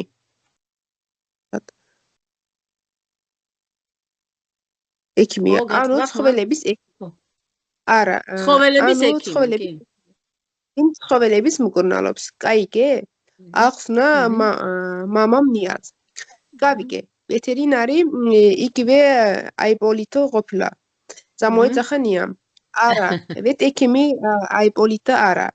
Მაგრამ აიპოლიტ ვით უღვარს ცხოველები და ავად თუ გახდებიან მგონალობს მათ. შორს ცხოვრობს ვეთ ექიმი? არა, აქვე ჩვენს სოფელში ცხოვრობს. შენც იცნობ. ვანო ქვია. უი, ძია, ვანოზე ამბობ? გააგვირდა ნიას. ვეთ ექიმია ძია ვანო? არ ვიცოდი. ხო, ვეთ ექიმია. თანაც ძალიან კარგი ვეთ ექიმი. უბასხო მამა. მაშინ მე ძია ვანოს აიპოლიტს დავარქმე. ხო. ხომ შეიძლება აიპოლიტი დავარქვა. ეგ თვითონ ძია ვანოს უნდა იკითხო. მე მეგონა მოეწონობა. მე მგონი ხო. ხო არ დაიღალე. არა. ძია ვანო აიპოლიტი. ძია ვანო აიპოლიტო. Zamoighera niam. Mere utseb ikitxa. Mamiko, რა არის გამოძახება? როგორ უნდა გამოვიძახოთ ვეთ ექიმი? ეგ სულ ადვილია. დავრეკოთ ტელეფონით. ვეთღვით სად უნდა მოვიდეს. ვის სჭირდება მისი დახმარება და მორჩა. გამოძახებულია.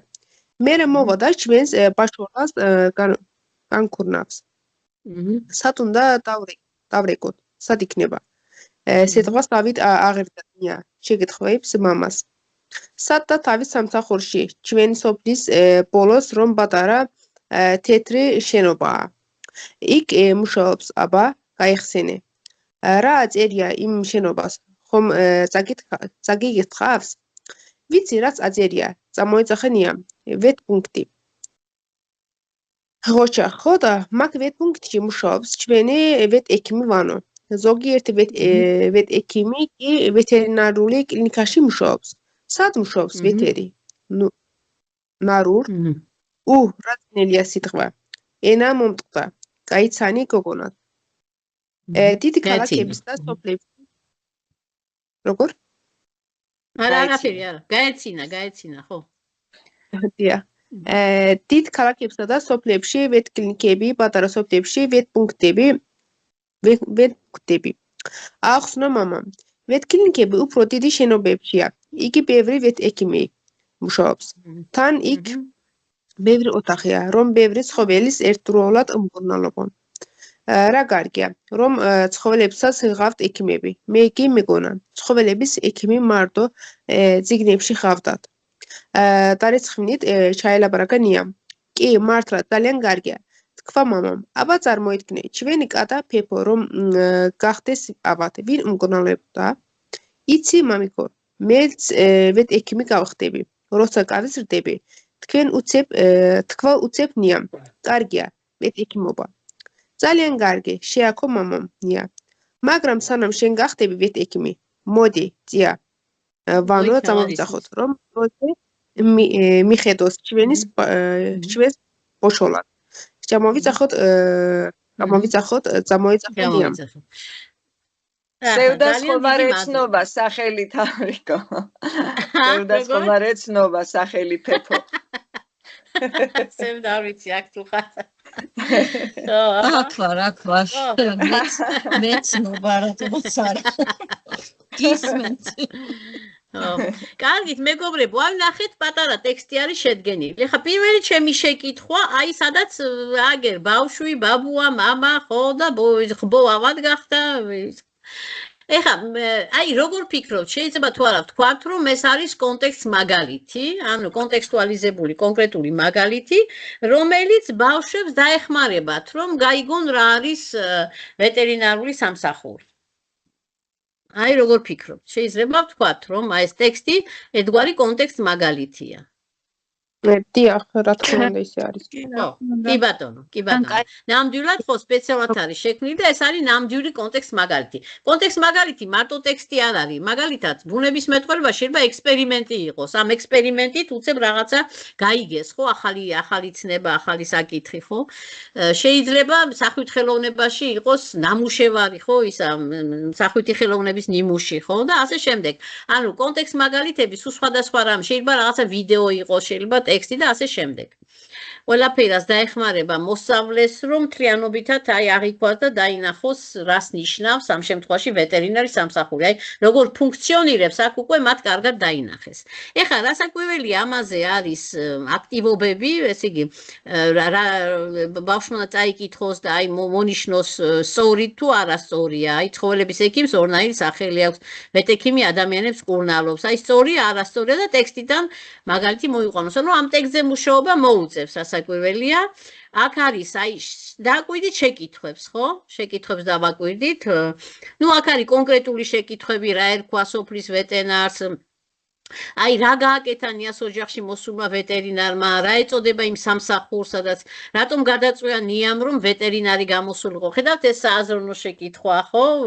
რომელიც უშუალოდ იმ ბავშვსაც ეხება, ხო? შეიძლება ის აიბოლიტი ნახა მანამდე, ხო? ის მულტფილმი, მე იმაზე იმჟელეს ახლა აქა და ეს პატარა გოგო როგორი გახარებულია, რომ რა კარგია რომ კურნალობენ ცხოველებს, ხო? რით განსხვავდება ერთმანეთისგან ვეტპუნქტი და ვეტკლინიკა? თქვენ სოფელში თუ არის ვეტპუნქტი ხედავ, აბა ბავშვის ცხოვრებასთან მივიდეთ ახლოს, დავეკითხოთ, არის მათთან ვეტპუნქტი, არის მათთან, როგორ გონიათ?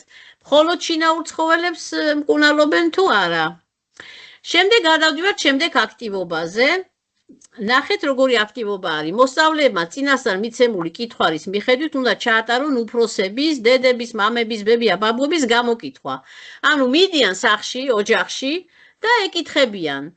დასჭირდებიათ ვეტექიმის დახმარება, რომელი ცხოველი გაუხდათ ავად, რა სჭირდა, გამოუძახებიათ ვეტექიმი, მათთან წაუყვანეთ როგორ და ანუ ხედავთ როგორ არის გამოცდილება ჩართული მოსწავლის. მიდიან ოჯახში ამ შეკითხვით, რომ დაგვჭირდებია ვეტექიმის გამოძახება, რომელი ცხოველი გაგვიხდა და რით.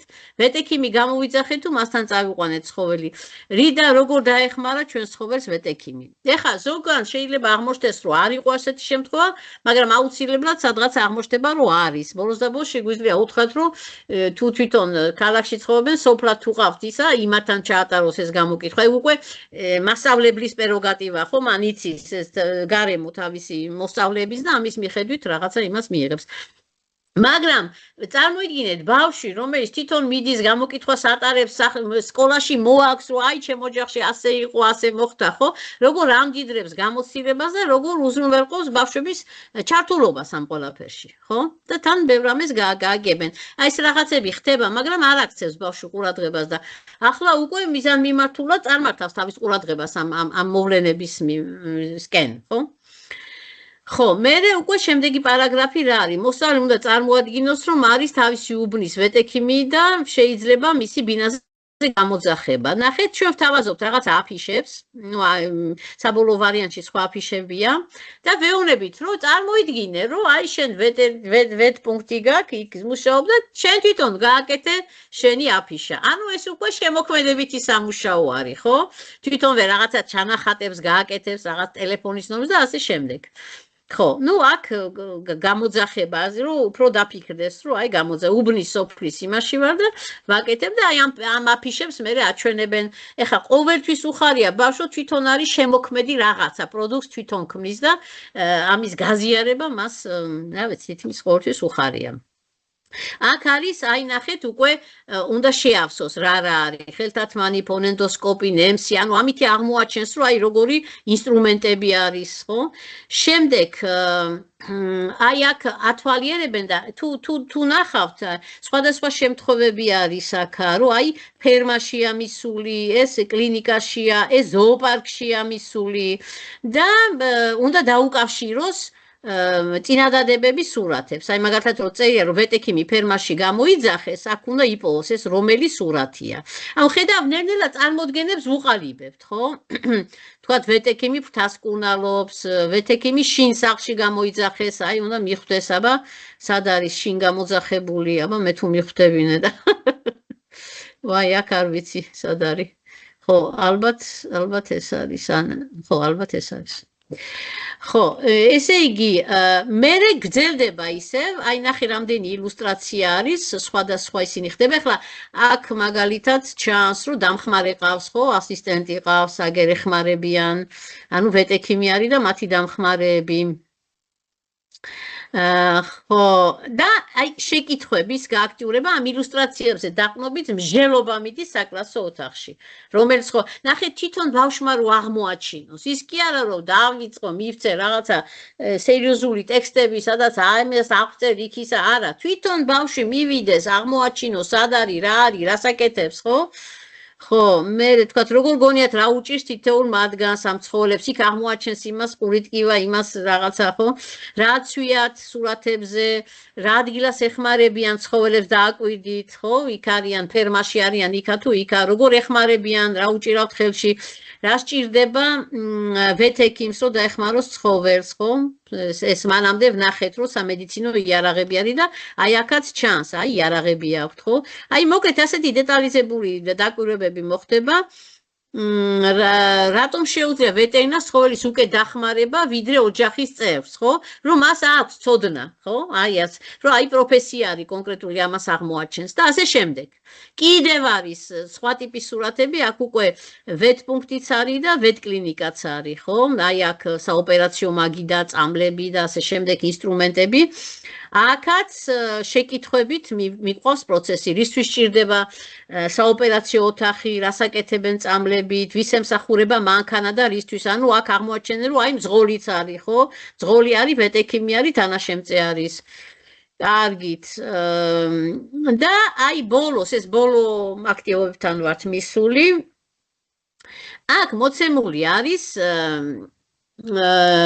სამი ვეტერინარის ამბავი. ეს არის ვეტერინარი ვალიკოს ერთი სამუშაო დღე.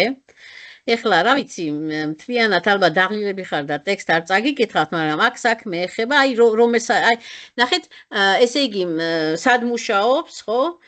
რომელ საათზე მიდის სამსახურში, მე ხო გამოძახებაზე წავიდა. ხო, აი ერთ დღეს გამომიძახეს, გოჭუნა ყავდა თავად. ეს გოჭუნას ამბავი არის, რომელსაც თურმე ბავშვი აჭმევდა ძალიან ბევრ ნამცხრებს, კამფეტებს და ამიტომ ავად გახდა. ანუ როგორც ხედავს, ტექსტით სახალისო არის, ხო, ბავშვებისთვის და აქ ის რაც მათ უნდა შექმნან კომპლექსური დავალება, სადაც ერთი დღე უნდა აღწევენ, ხო გახსოვთ როგორ მივიდა, ვინ გამოიძახა, ვის უმკურნალა, რით უმკურნალა. აი ეს ყველაფერი აქ არის მოყოლილი. წამალი დავალევინე, კარგად გახდა, შემდეგ ვურჩიებიც, რომ აღარ აჭამო შოკოლადი ნამცხრები. მერე არის ვეტერინარი ნუნუს ერთი სამუშაო დღე. აქ უკვე სულ სხვა ამბავია გადმოცემული. აი, თუთი ყუში კეჟოს ამბავი არის, რომელმაც ნისკარტი დაიზიანა. ხო, და აქაც აღწერს ვეტერინარი თავის ერთ დღეს, ხო, თვითონ ყვება, გამარჯობა, მე ნუნუ ექიმია მუშაობ აქ და აქ. გუშინ მოლაპარაკე თუთი ყუში მომიყვანეს, ესე იგი კი არ გამოიძახეს, არამედ ეს მიუყვანეს, ხო? და მესამე არის ასევე ვეტერინარ ნათელას დღე, ხო? აი აქ ისევ მე ვარ ვეტექიმი, ჩემს მუშაობ ვეტკლინიკაში, სამივე სხვადასხვა შემთხვევა არის და გუშინ საოცარი რა მოხდა, მეტყევე მათემ შვილის ნუკრი მომიყვანა. აი ხედავთ, აქ გარეული ცხოველი არის და მოყოლილია საოცარი ამბავი, როგორ ორმოში ჩავარდნენ ფოცხვერი და შლის ნუკრი. ამ ტექსტების ავტორიც ქალბატონი თამარ მახარაძე გახლავთ. აი ასეთ კარგ სახალისო ტექსტებს გვიწერს მოსწავლეებისთვის და მე მგონი ეს რა ვიცი, ყველა მოსწავლე გახალისდება ამ ამბების მოსმენით. ან წაკითხვით, ეხლა იცით რა არის, როდესაც საგანზე მუშაობ, თუ ჩვენ გვინდა რომ მთლიანობაში კარგად გაიაზროს, აი ეს თქვათ აი იქ არის, ხო, როგორ ფუნქციონირებს, ჯობია რომ თუ ძალიან უჭირთ კითხვა, რომ მასწავლებელმა წაუკითხოს, ხო? და ხვალ ვილაპარაკებთ ენებზე. დღეს წარმოიდგინეთ, რომ ეს ყველაფერი ქართულ სკოლებში შედის, ხო? ხვალ ნახავთ როგორ ხდება ენების მონაცვლეობა.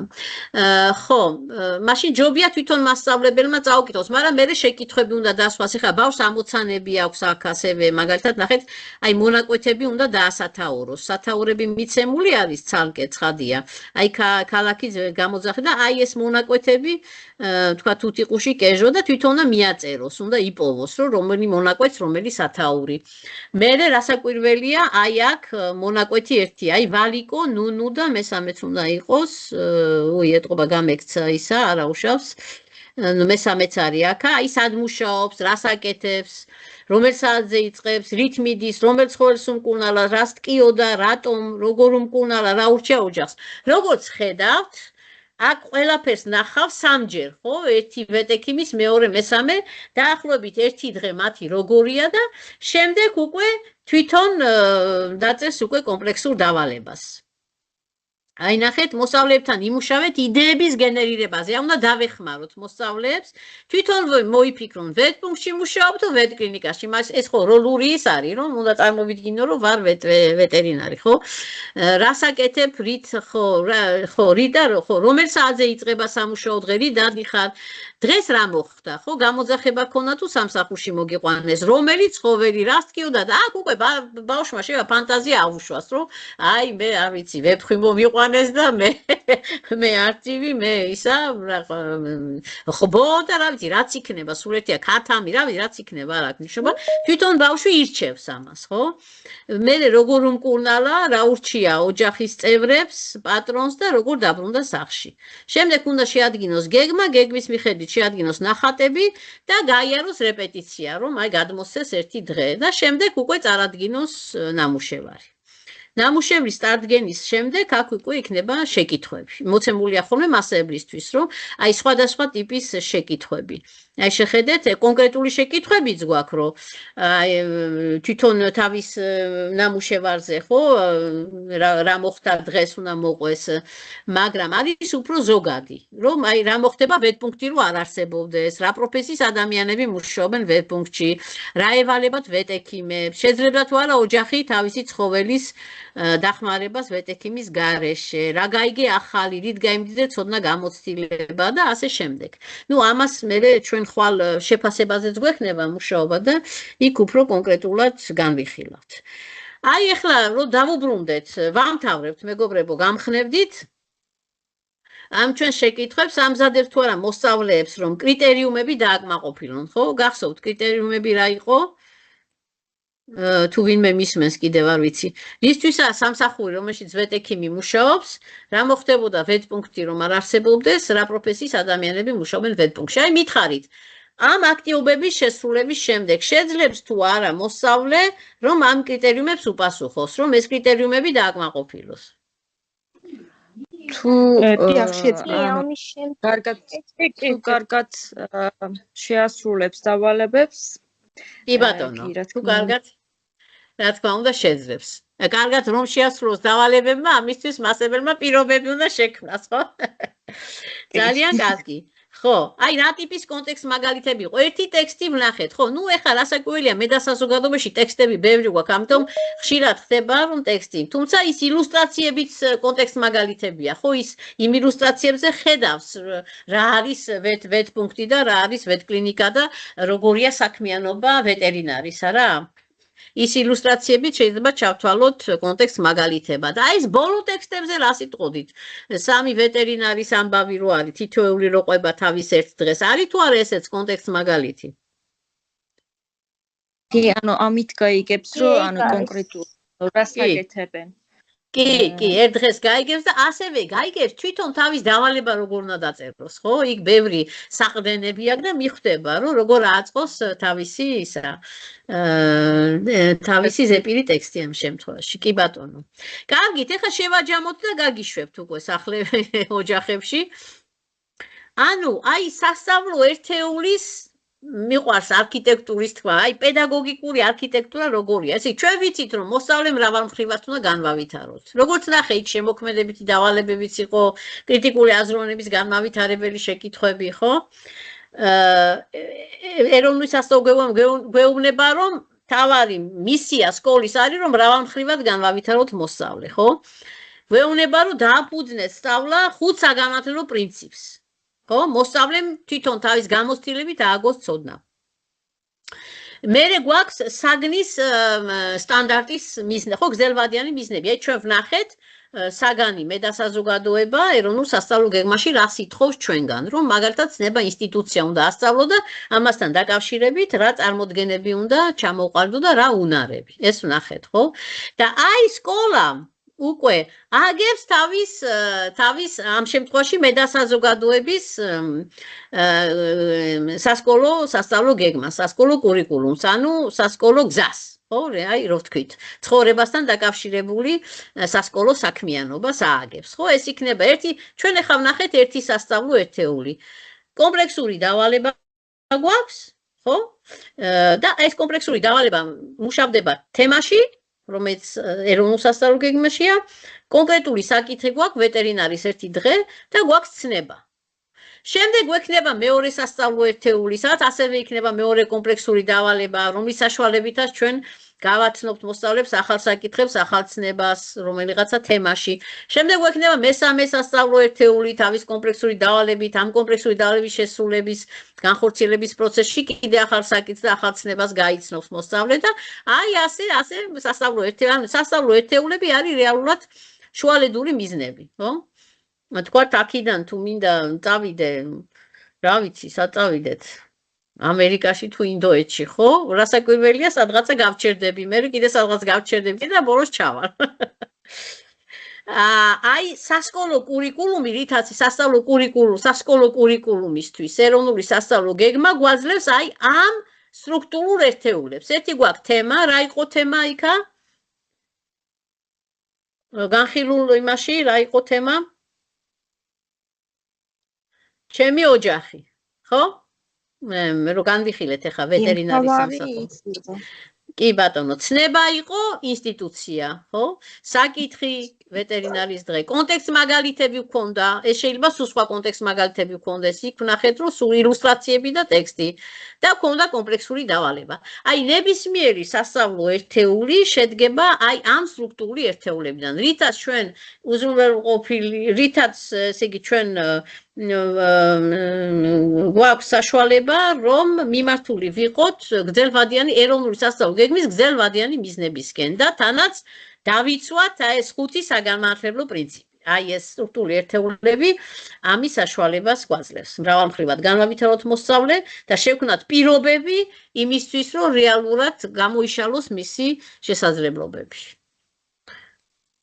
კი ბატონო. და შევაჯამეთ რა არის აი ეს რას და როგორ ვასწავლით და ნუ აი ჩვენ აი აქ შეჯამება პედაგოგიკის ეს არის რასაც ჩვენ ვითხოვთ და გვინდა რომ განხორციელდეს ხო ვითხოვთ რა მოსწავლეების ასიკეთოთ ხომ ეს არის სწავლის პედაგოგიკა ანუ თვითონ მოსწავლე არის თავარი მოქმედი პირი ხო და ეს უპირისპირდება სწავლების პედაგოგიასაც თავარი გმირი არის მასწავლებელი და მოსწავლე არის ობიექტი რომელშიც უნდა ჩავტენოს სხვათა შორის სოკრატემ თქვა რომ განათლება არის ალის ანთება და არა ისა რა ქვია კონტეინერში ჩაწყობა რაღაცეების ანუ ჩვენ კონტეინერივით მოსწავლის გონებაში როგორც საბარგულში ვაწყობთ უამრავ ინფორმაციას რომელიც რეალურად არაფრის მთქმელი არ არის უშინაარსო არის მოსწავლის უბრალოდ უნდა ჩააბაროს იმიტომ რომ ვალდებულია იმიტომ რომ სკოლა უნდა დაამთავროს და აი ეს საწოდაობა მეგობრებო რა როდესაც და ცოდვასაც ჩავდივართ იმიტომ რომ ეს არის ენერგები რომელიც ჩვენ ხელშია და ჩვენ იმის ნაცვლად რომ გასაქანი მივცეთ, ცარბიელი მივცეთ, რომ განავითაროს ეს ჩანასახში არსებს აბა რაღაცა ციხეთ ვაქციეთ საგანმანათლებლო პროცესი სამწუხაროდ ეს ნამდვილად არ არის მასწავლებლების ბრალი ძალიან კომპლექსური პრობლემაა და მოდი აქ ნუ განვიხილავთ. ბრალზე არ არის ჯერ ეს ერთი შეცდომები არის დაშვებული ყველა ეშელონზე განათლების სისტემის და ჩვენს პროგრამაში, ბილინგურ პროგრამაში ეს უნდა გამოვასწოროთ და ამის ნიმუში უნდა შევქმნათ. აი ეს იცოდეთ თქვენ, ამისით ხართ ამ პროექტში. ესე იგი, საგანმანათლებლო პროცესის შუაგულში არის მოზარდის პიროვნული ძალების განვითარება. რაღაცა თუ არ იცის, რაღაცას ვერ აკეთებს, არაუშავს, სადაც არის იმ დონეზე მიდი და იქიდან წამოიყვანეთ, ხო? პროგრამა ნუ იქნება მთავარი. როგორ განვავითარო მისი პიროვნული ძალები, ამას უნდა ვუყუროთ და აქეთ რა გვაქვს, საგანმანათლებლო პროცესის შუაგულში არის საპროგრამო საკითხები. ჩემი მთავარი არის საკითხები. მორჩა, ეს საკითხები უნდა ვასწავლოთ. ამის უკან არის მოსწავლე და თუ ისწავლის თუ არა და ვერ ისწავლის და რა ვქნა მე. აი ეს არის. აქეთ მასწავლებელი, აი ნახეთ, აი თქვენ უნდა, აი ეს სხვათა შორის, აი ბევრს გაგებული აქვს, აი ავტორების სახელმძღვანელოს გაგებული აქვს, მოგიყვება ეს, მაგრამ დაждდება და ისევ ისე აკეთებს ყველაფერს. ანუ ეს შეკითხვები, როგორ ავახსნევინო მოსწავლეს? ამაზე უნდა ვიფიქროთ. და არა მე როგორ ავუხსნა, მას როგორ ავახსნევინო, რა ისინი შევქნა გამოცდილება ისეთი, რომ თვითონ შეძლოს ახსნას ამ ახალი საკითხების, ხო? როგორ აღმოვაჩენინო ახალი ცოდნა, როგორ ავაგებინო ცოდნა. აი ამაზე უნდა ვიფიქროთ, როცა ჩვენ ვართ სწავლის პედაგოგიკის პარადიგმაში და აქეთ არის როგორ ავუხსნა და იჭაჭება მასწავლებელი უხსნის და მოსწავლეები აყირაზე გადადიან, ასეთ არ უსმენენ და რაღაცა მობილურს უყურებენ და ასე შემდეგ. და დღეს რა ინფორმაცია ჩავუდო თავში. აი, რომ დაინახოთ, აი განსხვავება მკვეთრი ამ ორ პარადიგმას შორის. მეგობრებო, ძალიან დიდი მადლობა. ბოროტაც გამოვიყენეთ თქვენ ის, არ ვიცი, დრო არა, მაგრამ აც კი ვიცი ვინმე ისმენდა რამეს თუ არა, მაგრამ დიდი იმედი მაქვს ისმენდით. მადლობა თქვენ. ხო, ძალიან ძნელია, იცით, სულ სხვა არის აუდიტორიაში ერთად რო ვარ და სულ სხვა კონტაქტია და სხვა ჩართულობა და ეს ეკრანები კატასტროფაა რა. ლოგოებს ხედავ და ვის ელაპარაკები არ ვიცი. დიდი სიამოვნებით გისმენდით, ბატონო.